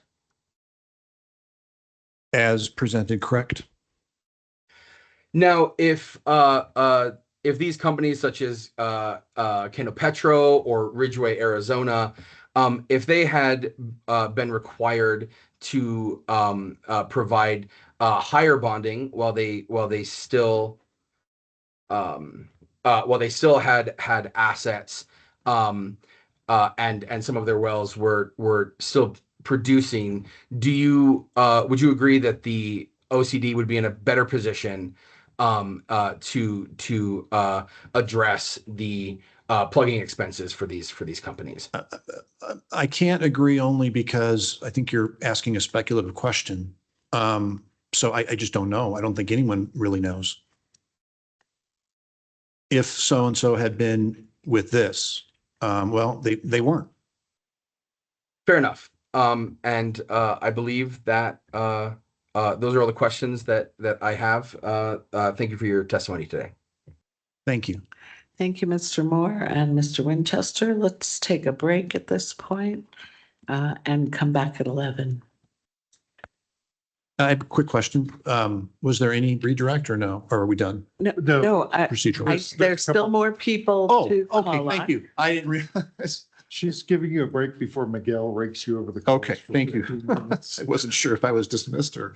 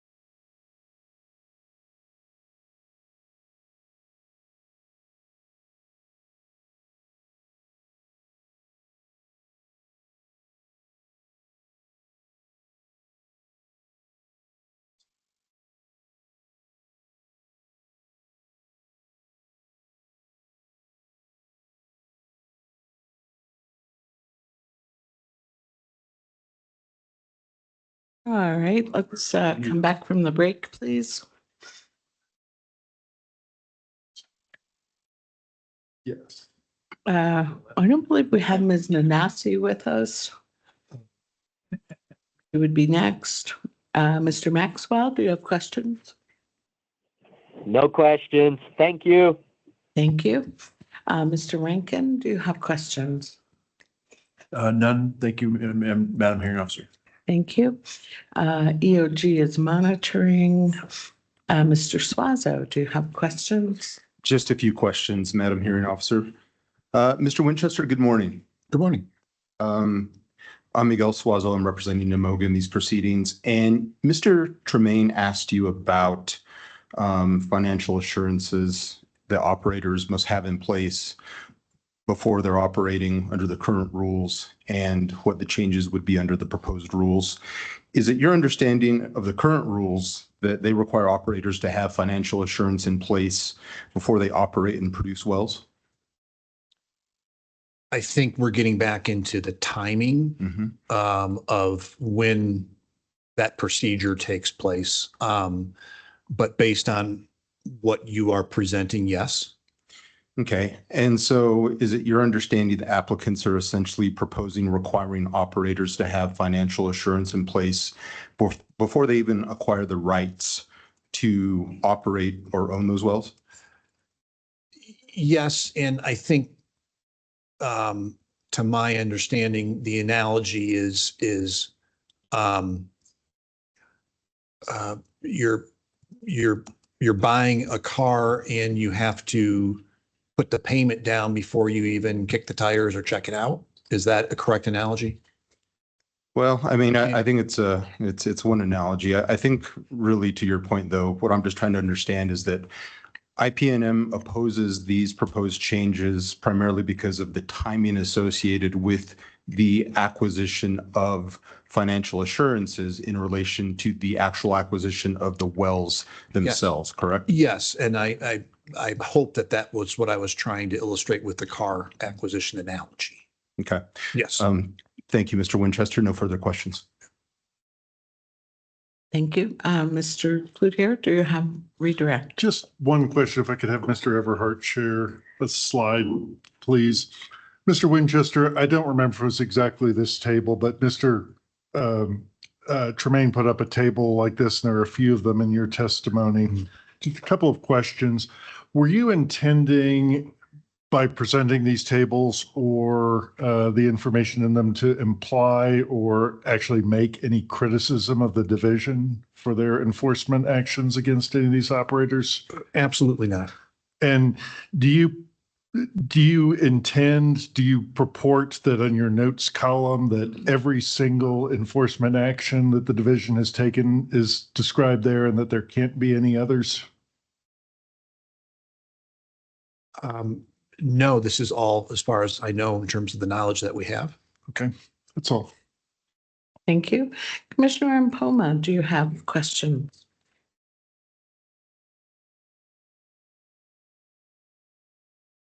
Good morning, sir. I'm William, a professor, petroleum engineering from New Mexico Tech. Nice meeting you, sir. Nice to meet you, sir. So I do have just probably 2 or 3 questions for you. So if we can bring up your testimony, direct testimony. I want to start with page 10 of the direct testimony. Yes, sir. I have that. So you were asked a question about, can you go into more detail why increasing the FA levels impacts small operators? And you said, you answered, the surety market is not just tighter or more difficult for small operators. It is unavailable. Can you explain a little bit on that to the commission? Certainly, and I will do this to the best of my understanding based on education that I've received from my membership. The surety market, again, to my understanding, is essentially not available for the smaller operators because they have made concerted decisions not to get involved in those companies for whatever reasons of their analysis. And from that standpoint, what I hear from operators is that our options are cash. And to expound upon that a little bit more, it's daunting when a $25,000 bond for one well is the increase to 600%. We're doing a paradigm shift to essentially a very high number bonding level, which I believe our members don't agree with in terms of that number. I think it's been clear, and we wanted to be clear from the get-go, even in our prior negotiations, that we don't agree with the $150,000 dollar amount. Thank you, sir. Now, so based on your testimony, you did a lot of survey, to get your members' thoughts about these proposed rules. I want to know, is there any bonding options that your members really recommend to the commission for consideration? I'm sorry, you're asking for, are there any other options, is what you're saying? Yeah, so you said that your members totally disagree with the 150,000. Yes. Yeah. So based on the survey, did you ask your members the type of bonding levels that they will be comfortable with? Especially, we all agree that this fund problem is a big deal. I think that I would have to defer back to my board in order to get direction to put out any sort of a number. But that being said, I don't think we in any way want to close the door about talking about it. Does that make sense? Yeah, that makes sense. So, the commissioners have tried very hard to more or less push for some consensus between all the parties. Sure. And definitely the MOGA is open to more or less discuss more with the division and also with the applicant. I want to ask if IPNM is also on board to discuss and see if there could be any consensus between all the parties. Certainly, but I want to be very clear and nuanced because of what we are talking about in our direct testimony. I think the willingness is to definitely talk, but there are still some fundamental differences. And there's also still the question looming out there of whether or not the commission has the authority. So I don't want to say that we're going to come into it and be able to necessarily reach a number. However, I think that discussion is helpful for everyone. I don't know what the outcome would be, but I certainly want to make sure that that is something that we are involved with, but also, not in any way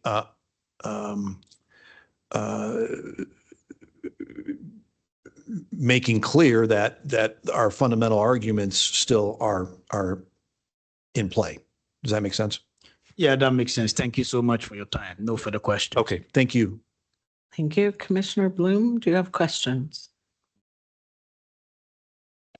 Yes, thank you, Madam Hearing Officer. Mr. Winchester, good morning. Good morning, sir. Just a couple questions for you. At the outset here today, did Mr. Cloutier state that you would reply to OCC criticism that IPA&M hasn't engaged with applicants? Would I agree that we haven't engaged in conversation with the applicants? I can repeat that. So at the outset here today, did Mr. Cloutier state that you would reply to OCC criticism that IPA&M hasn't engaged with applicants? Yes, I believe we talked about that. Okay. Do you know who made that criticism? Criticizing the commission. I said that before the OCC, I meant to say that the IPA&M had been criticized before this commission. And if I misspoke, that is my sincere apology, because I have not heard any criticism from the commission. And If anybody deserves the wrath for my misstatement, it's me, not Mr. Winchester. But I wish to be excruciatingly clear. There has been criticism in these proceedings, but it has not come from any of the three commissioners. Okay, thank you, Mr. Clear, and I may have misheard too, so the record would certainly clear that up. I think if anything, I expressed frustrations, and I think it was that Namoga's witnesses made recommendations that weren't backed with implementable solutions, or there was no red line for at least some of them, and that witnesses did not provide, in some cases, data or evidence to back their recommendations. Does that sound right to you? I think the question is whether or not financial assurance works. And I think what we are saying is that based on the history and based that we know who predominantly are the bad actors, the only outcome going down this particular road is going to be punishing good actors, and we're not going to be able to collect on the bad actors. It's I think the foundation of what we are representing, from IP&M's perspective. Okay, yeah, thank you for clarifying your position. Just in general, and I won't speak for the other commissioners, but I've been through a number of rulemakings, and I think sometimes we're put in an uncomfortable position to have to draft new material from things like a loose recommendation without suggested language, and perhaps more importantly, without the data or other material to back up those provisions. Does that make sense? Correct. And I will say that the discussions since the beginning of this rulemaking have been clear from the commission to focus on some of those potential changes or recommendations. And I think we're very much open to that discussion, which gets us into more specifics. That being said, if there is agreement, I still think that fundamentally, IP&M reserves some serious questions about the entire process. Does that make sense? Yeah, absolutely. Thank you. Okay. And just lastly, my position at least is that parties don't have to engage prior to coming here. I mean, there might be times when that makes things easier for us if there's some commonalities that you've found, but I understand that sometimes it makes sense for parties to talk, but not always. Ultimately, that's up to you. Is that clear? It's up to the applicant. It's up to whoever is submitting the rulemaking under those rules. But certainly, given the extensive potential impacts of this rule, coming out with essentially something that's this drastic, it's probably better to talk about paradigm shifts of the rule itself before we even present a proposal that is just, devastating to our members. Okay. Yeah, I certainly understand that is your position as well. Mr. Winchester, thank you for your time. No further questions. Thank you. Thank you. Chair Chang, do you have questions?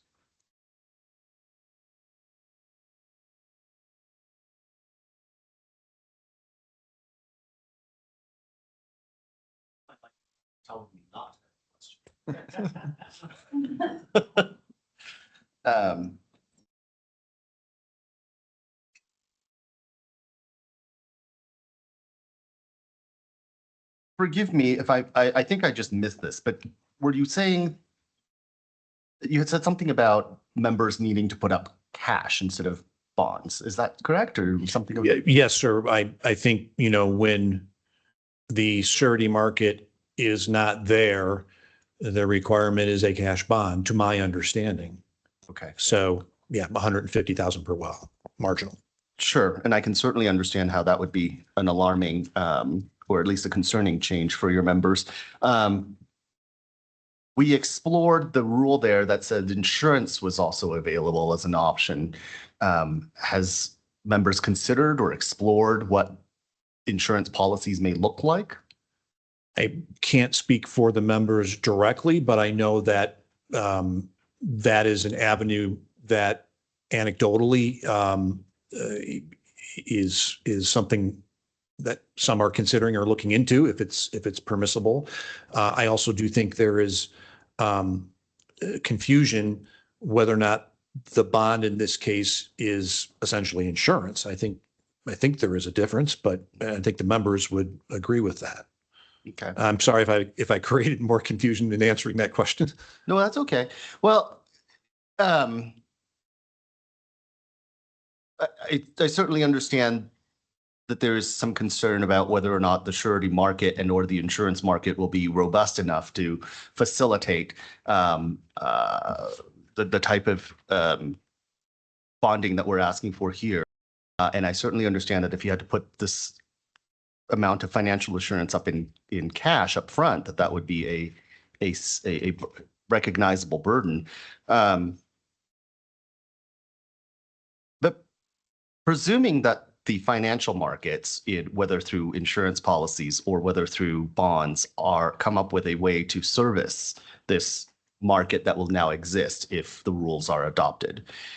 Typically, the cost to bond and or the cost to insure, the premiums, are only a fraction, right, of the overall cost.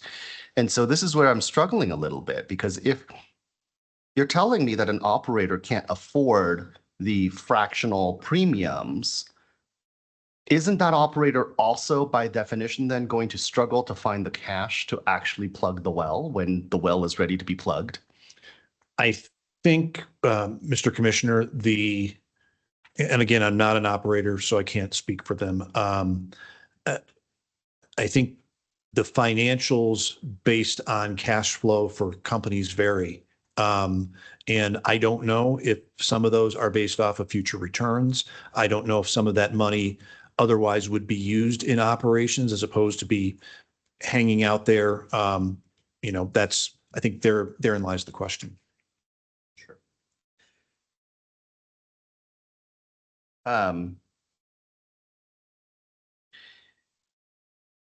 So let me explore a different idea, and this is going to be less sort of more directed at something hopefully the attorneys can address at some point. But I wanted to sort of use this format to try to get a thought out there. It seems to me that there has been a lot of discussion around whether there are good actors or bad actors. And I wanted to explore whether or not there are perfectly good faith operators who, for misfortunes outside of their control, whether it's a serious personal health crisis, whether it's something else, aren't there good operators who, with absolutely good faith intention, who end up, for some misfortune outside of their control, end up being unable to plug a well, whether it's through let me just start with, isn't that a possibility that there are good actors out there who intended to do the right thing, but for reasons outside their control just simply couldn't? Again, speaking on behalf of the members, I don't know the scenarios that are out there that impact all of this, and I'm not trying to in any way be disrespectful or not answer the question. I can't speak again when it comes to that. Sure. And I'm going to just raise a hypothetical that you probably won't be able to answer, but hopefully we'll get the attorneys to think a little bit about how to address some of, at least where I'm coming from. I certainly don't think that the intent of any of these bonding is to punish anybody, but to protect from misfortunes that can happen to both good and bad actors. We've talked a little bit earlier in the proceedings around drivers, how regardless of how careful or not or skillful a driver is, the state requires everybody to bond to protect against, or not bond, but insure against liabilities and risks, regardless of how. I mean, I don't think the state is making any sort of judgment that drivers are driving in either good or bad faith. And similarly, in my capacity, and you're welcome to take this as a hypothetical, so I'm not introducing facts, not an evidence here, but in my experience as the director of the Mining and Minerals Division, I knew of an operator who I'm sure there's absolutely no reason for me to believe that he didn't intend to do the absolute right thing of reclaiming his mine. but the man had a heart attack. And so left the state with no choice but to go after a bond as a way to reclaim that money. Not because he was I'm sure not because he was a bad actor, but because life happens to all of us. So, I'm not even going to ask you to answer. Well, you're more than welcome to comment back, but I just want to leave that as a thought that hopefully attorneys can address. I certainly don't want I think it's, from my perspective, I don't know that the good actor, bad actor helps me in making this decision, because I do think, because it seems like what is important here is how do we protect from risk that sometimes befalls all of us, even when we're doing absolutely all the best, right? And so all I'm asking here to try to form this into the form of a question is, isn't it plausible that there are perfectly good actors acting in perfectly good faith, but who in the oil and gas context, but for some misfortune outside of their control, end up being unable to plug a well? Yeah, Mr. Commissioner, thank you. I appreciate that insight. The only response I will say is that as we move forward, as IPA&M moves forward, I think some of the witnesses will get further into the role that the reclamation fund plays in this, both pays and plays in this. And I think that that's something just to draw attention to, and it's a piece of this, whether we want to acknowledge that or not. No, fair enough. Enough. That's okay. Thank you, sir. Very, very valid point. Yeah. That's all I have. Thank you. Okay, thank you, Chair Chang. Any reason not to excuse Mr. Winchester? No, Madam Aye. Hearing Officer. Thank you, Mr. Winchester. Thank you. Thank you all.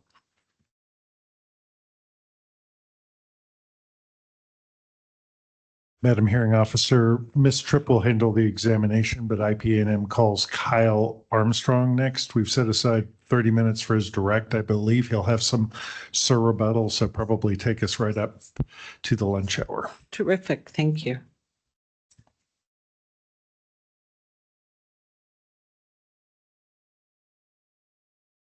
Would you spell your first and last name, please? Yes, Kyle Armstrong, KYLEARMSTRONG. Do you swear or affirm to tell the truth? I do. Thank you. Go ahead, Ms. Tripp. Thank you, Madam Hearing Officer. Mr. Armstrong, can you hear me okay? Yes, I can. Okay, great. And I will, we have a couple slides that we've prepared to kind of guide your direct testimony here. So I'll share those on this for the commission's benefit. But can you introduce yourself to the commission in terms of your education, your employment experience? Sure. I'm the president and CEO of Armstrong Energy Corporation based in Roswell, New Mexico. It's a small, primarily family-owned company. I hold a JD. I practiced law for a very brief period of time, but decided that was not the direction I wanted to continue in my life. So I certainly can't speak as a legal expert, or should not be relied on for that. I have been in the industry, exposed to it my entire life. Been with Armstrong Energy directly for about 12 years. I took over as president CEO in 2020. I've held various functions within the industry. I'm a past president of IPA&M. I'm on the board of directors for NMOGA. I served on Governor Lujan Grisham's energy transition team, as well as very briefly on the State Land Office Energy Advisory Council. And over the last 6 years, I think I have been a participant in every single negotiation, rulemaking, task force, however you want to phrase it, up until this one. So I've had some experience with these. Thank you. And can you tell us a little bit more about Armstrong Energy? Sure. As I said, we're a small independent operator, primarily family owned, based in Roswell. All of our employees, geologists, engineers, pumpers are based in or around Roswell. We operate currently about 70 wells, and principally those have been in southeast New Mexico. We have operated in Texas for brief periods of time in the past. And then in addition to operating wells, does Armstrong Energy have any experience in plugging wells? Yes, we do. Can you expand on that a little bit? Certainly. So we have in the last trying to find the number here real quick. In the past 6 years, we've plugged and abandoned about 16 wells. And in the last 2 years, we plugged 4 wells, and I believe the cost of those 4 wells was approximately $120,000 each, inclusive of remediation costs. Thank you. And so you mentioned Armstrong as a small operator. If you had to describe sort of your business model or how you've grown or acquired wells, what process do y'all follow? Certainly. So I guess I should establish the company was founded by my father in 1976, and we have operated wells since approximately 1981. So we have quite a bit of experience. We currently employ about 23 full-time employees, a handful of part-time employees. We engage with service companies throughout Southeast New Mexico, primarily local, some of the larger national companies as well, but we primarily utilize local law firms, local CPAs, local tech folks. So we are pretty ingrained within our communities. In terms of what we do, historically, we have drilled vertical wells.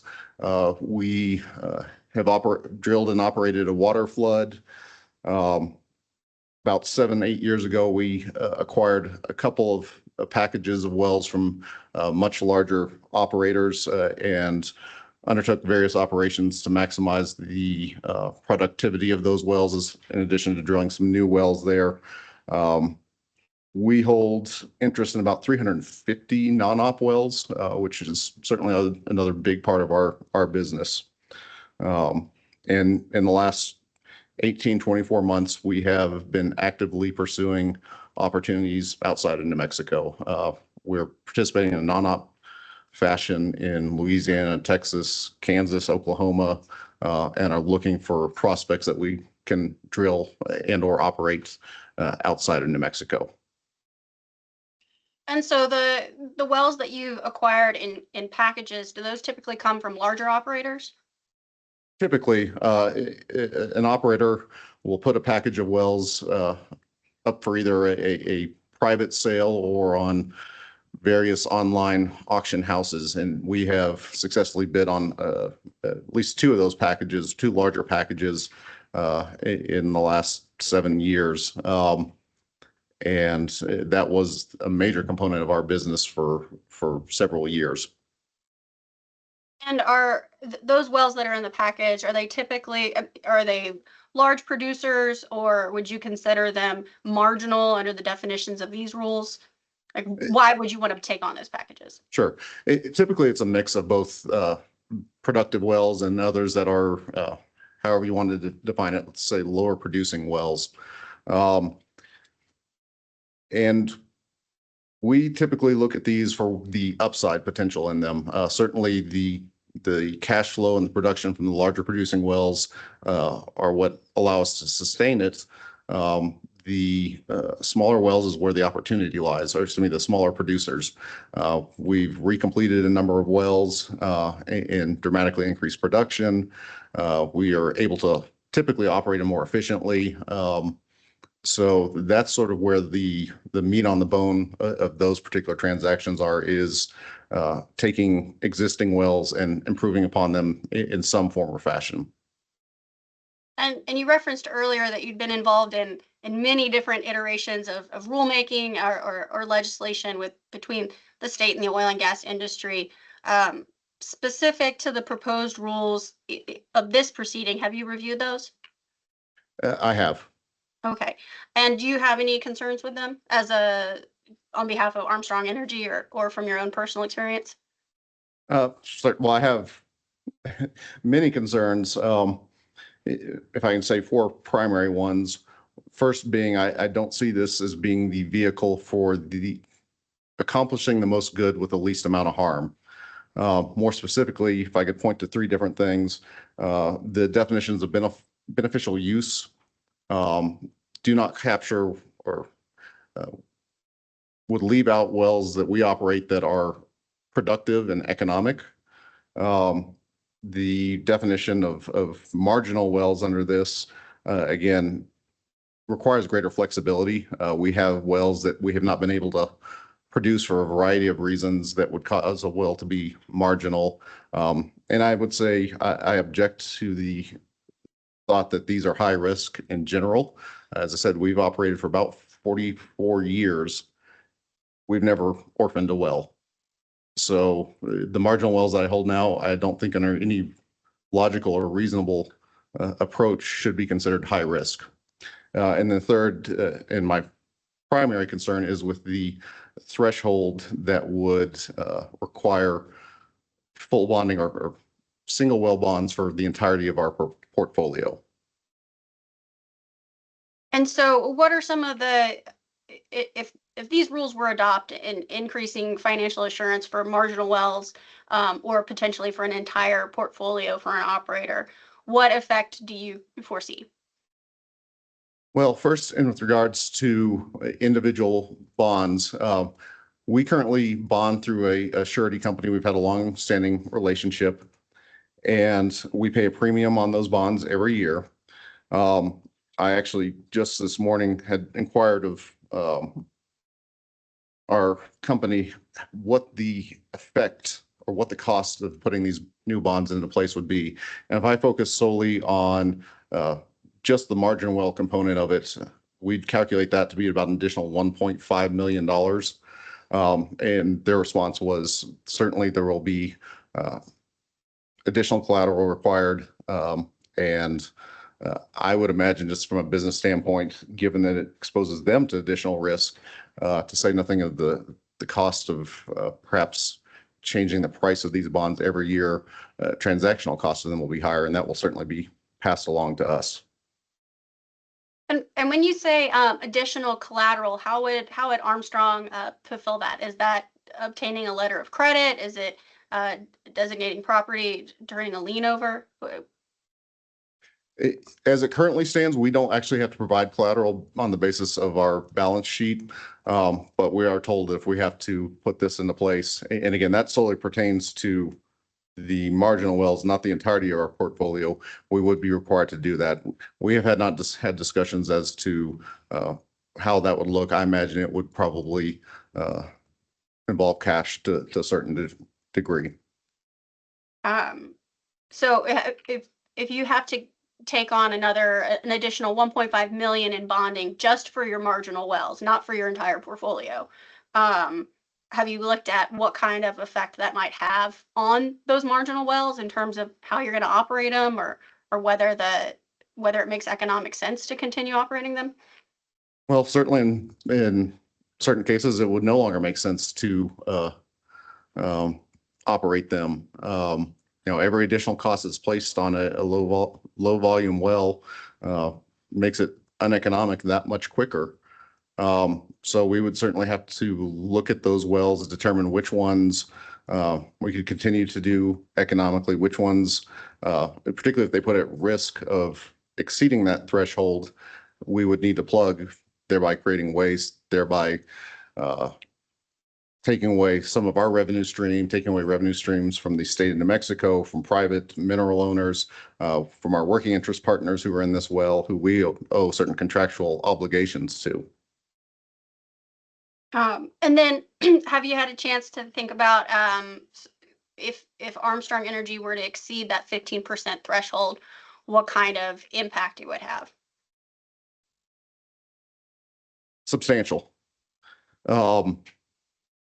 This is the part of this that I really am unclear as to the intent or how they think it's going to candidly protect against orphaning wells.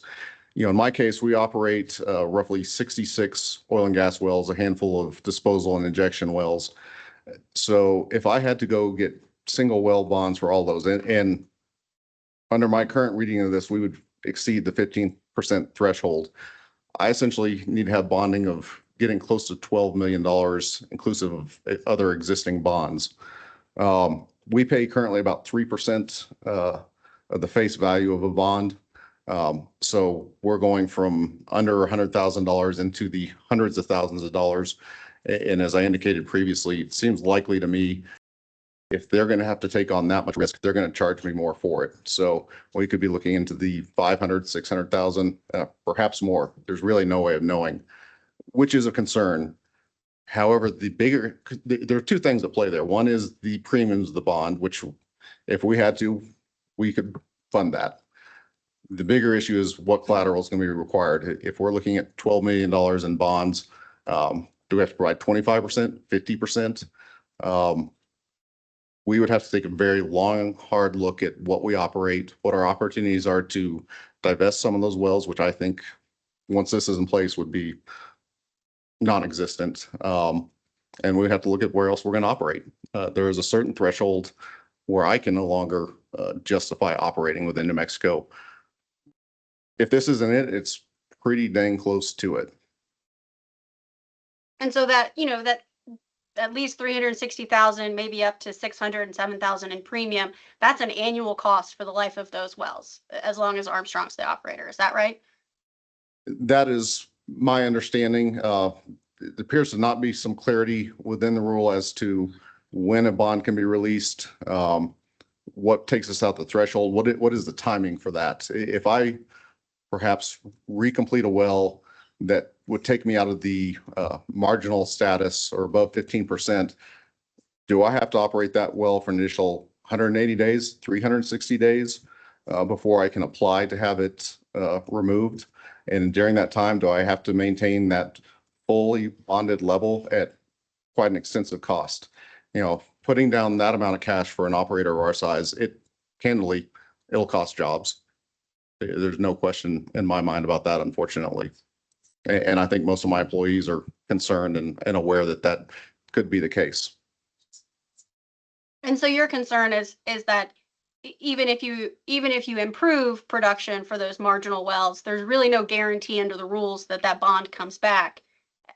Is that right? Well, as I understand, and from listening to a little bit of the prior testimony, you know, these are irrevocable bonds from the standpoint of it sets certain obligations that they shall not be released until, and I don't have the exact language in front of me, but until they have essentially been P&A'd and fully reclamated. You know, that's a process that can take months, in certain cases from a reclamation standpoint, years.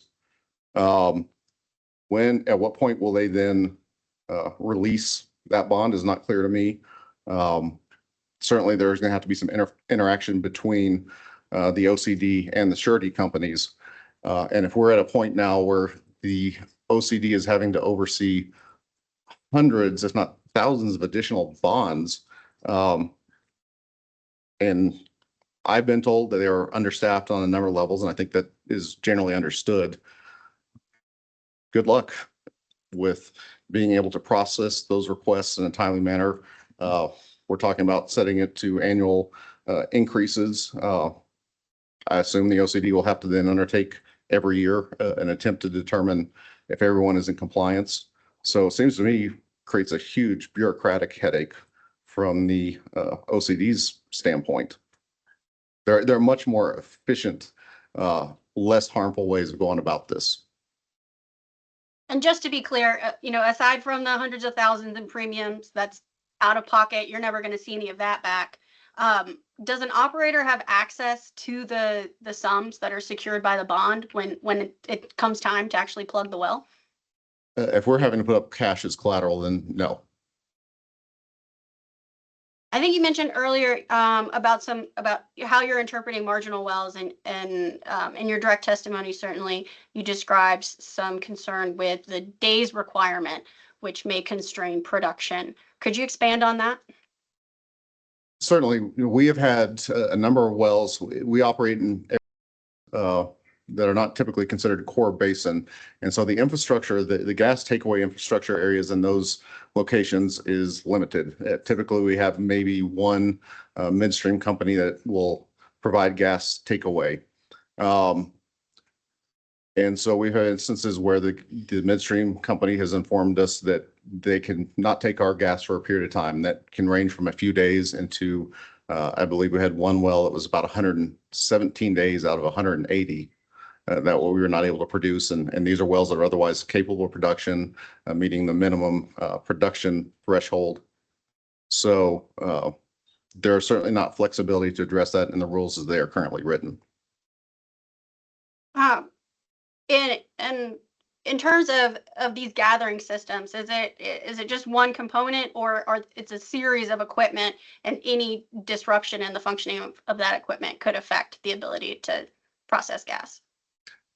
I'm sorry, just to clarify, you're talking about on the midstream side, not on my operational side? Yes. There are any number of reasons why a midstream company might curtail production from a given operator or a given area.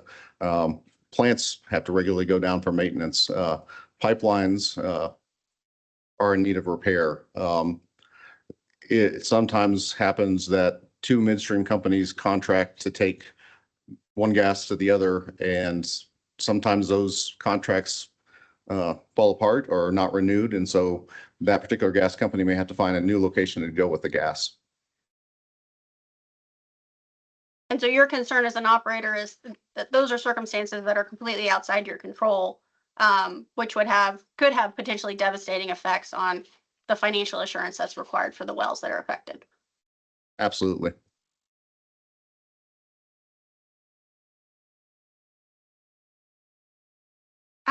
Do you have some other concerns regarding the effects of the proposed rule and some of the market-based decisions that operators make?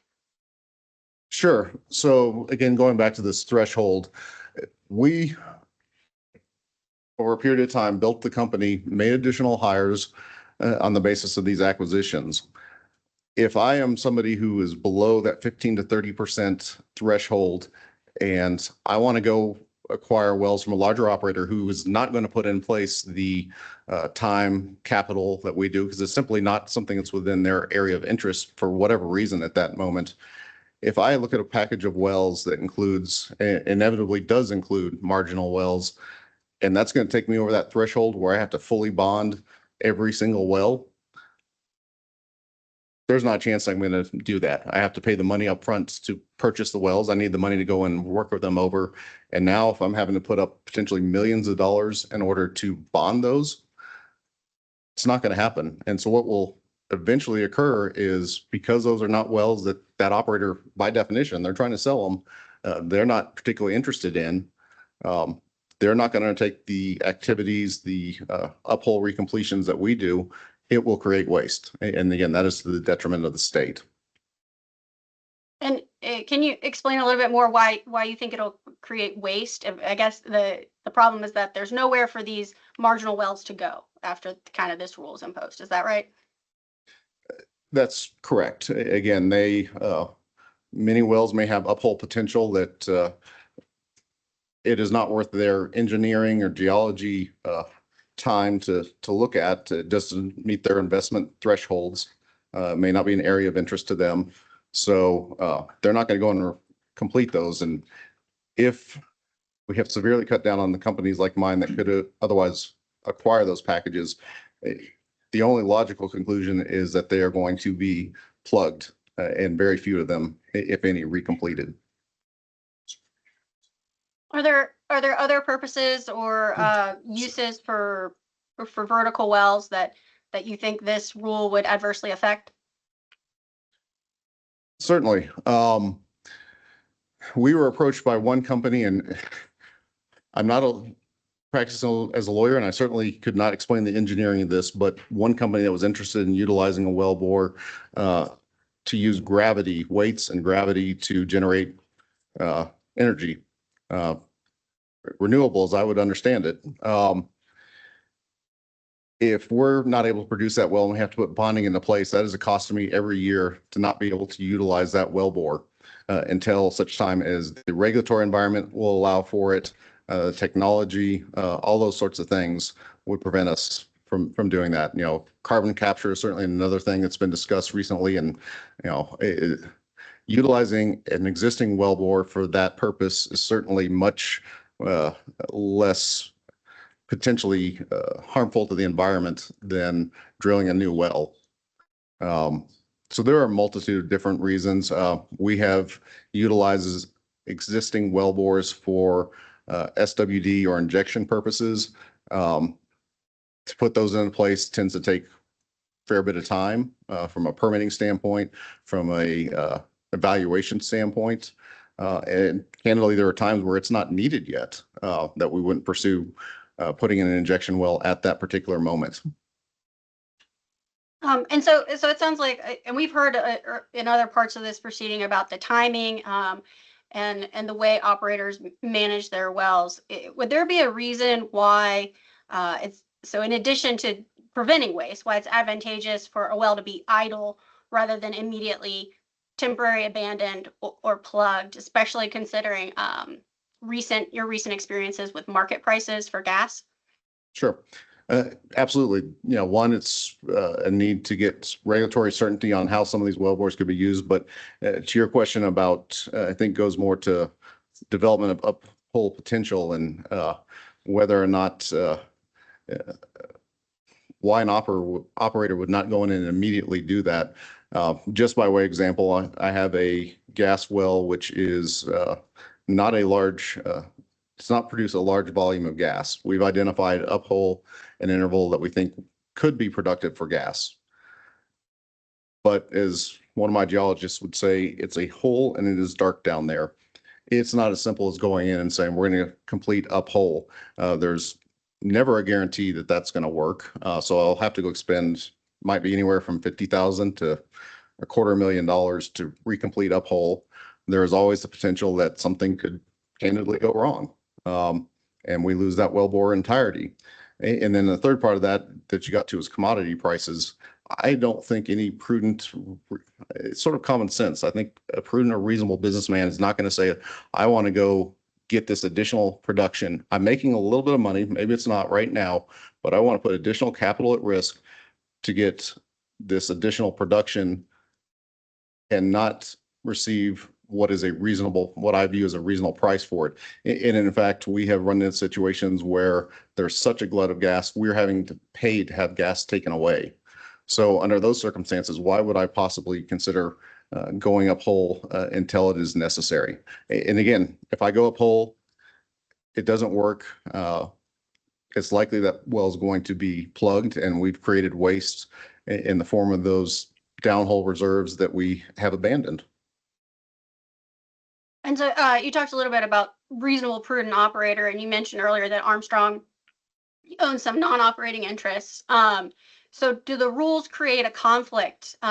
Do the proposed rules create a conflict for an operator who has a responsibility to its other working interest owners? Absolutely.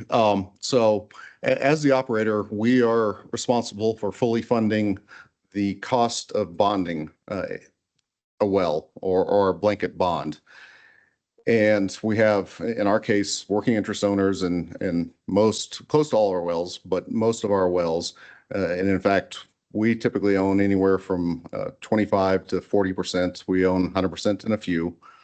Those costs, those bonding costs are not passed along to the working interest owners. What costs we can pass along are defined by JOAs, that joint operating agreements, contractual obligations between the operator and the working interest owners that have been in place for, in some case, decades. So we're not, even though we would not be fully responsible for the cost of plugging, those costs get pushed on to the working interest owners. The cost of, and the collateral that would be required falls solely on Armstrong as the operator. You know, the other issue I see there, again, going back to this certain threshold, if I have working interest owners in a well that produces, let's say, 200 barrels a day, by no means considered high risk or marginal, but because other wells, a sufficient number of wells are marginal to put me over that threshold, and I now have to put a $150,000 bond on that particular well, I'm just eating that cost. And there seems to be no reason to impose that entirely on me. It seems that, and again, this is the issue with the well, if it in fact puts that other 85% of wells at risk of being orphaned, and I'm one of those working interest owners, well, it's created waste. It's going to put them in a position where they have lost their economic benefit. And I could imagine a situation where it would make us potentially liable to those working interest owners. It's a problem I don't see a solution to in this. And so it sounds like from your perspective as an operator, not only would the proposed rules increase waste, but they'd also potentially put more wells at risk of being orphaned with that 15% threshold.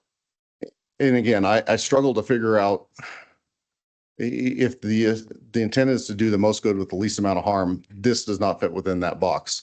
Because if you had an operator, I'm not going to speak as to myself, but an operator that had 100 wells, 15 of which were marginal, and they therefore have to bond the additional 85 wells, it seems to me if the concern is they're going to have to put up a lot more capital. If the concern is they don't have the ability to financially plug those 15 wells, pretty good chance they're not going to have the financial ability to provide collateral on those additional 85.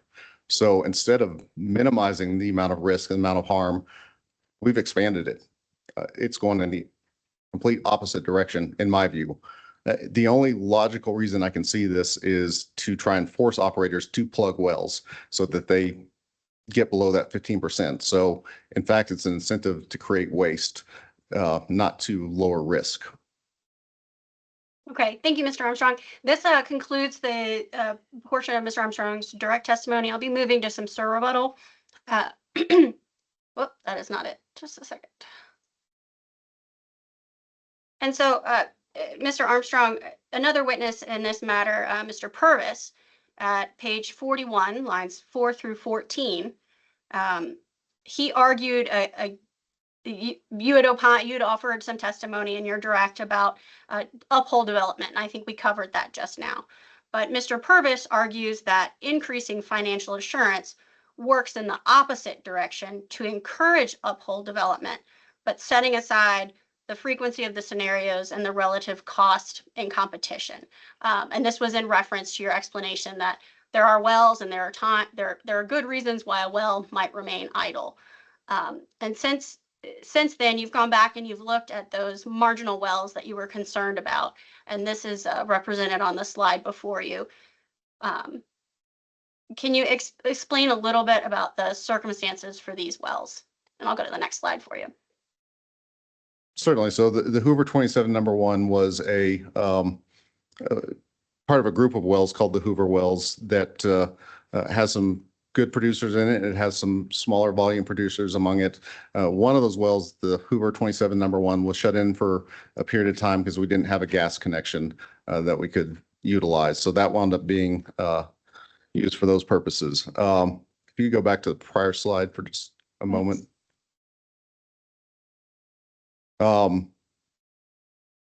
The Chaparral 14 FedCom #1 was the well I indicated had uphole potential. I believe Mr. Purvis in his testimony stated, if I can read from it, please, that this suggested policy works in just the opposite direction. It adds motivation to develop more promptly and thus serves the purposes of the OCD.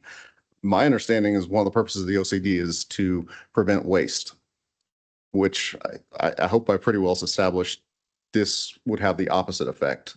So I don't think it would be the purposes of the OCD to force an operator to go uphole and not get the full economic benefit of that uphole potential.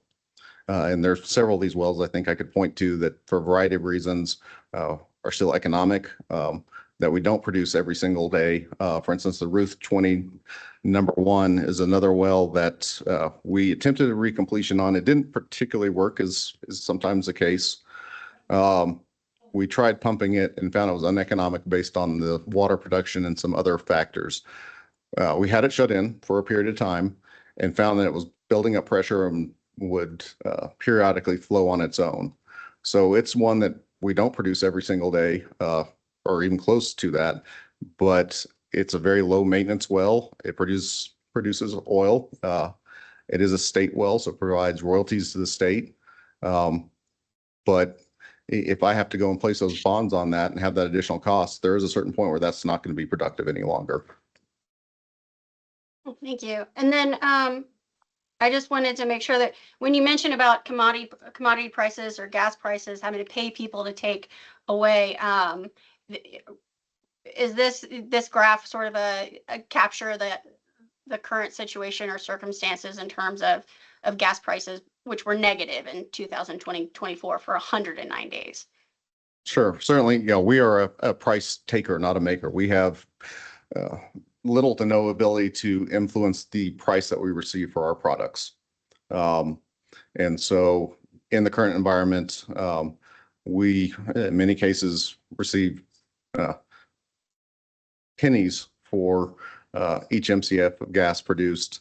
If not, in certain instances, we have had instances where we have had to pay to have the gas taken away to the tune of hundreds of thousands of dollars in a couple of cases. And then I wanted to allow you one chance before we break for lunch. Mr. Purvis, pages 49 to 50, responded to your argument that the proposed rules is going to disrupt and affect transfers. And you've touched that on a little bit, but one thing that he adds is that he calls these transfers of packages of wells from large operators to small operators to be high-risk transfers. And so do you have a response? Well, I've got 44 years of history that indicates that's not the case.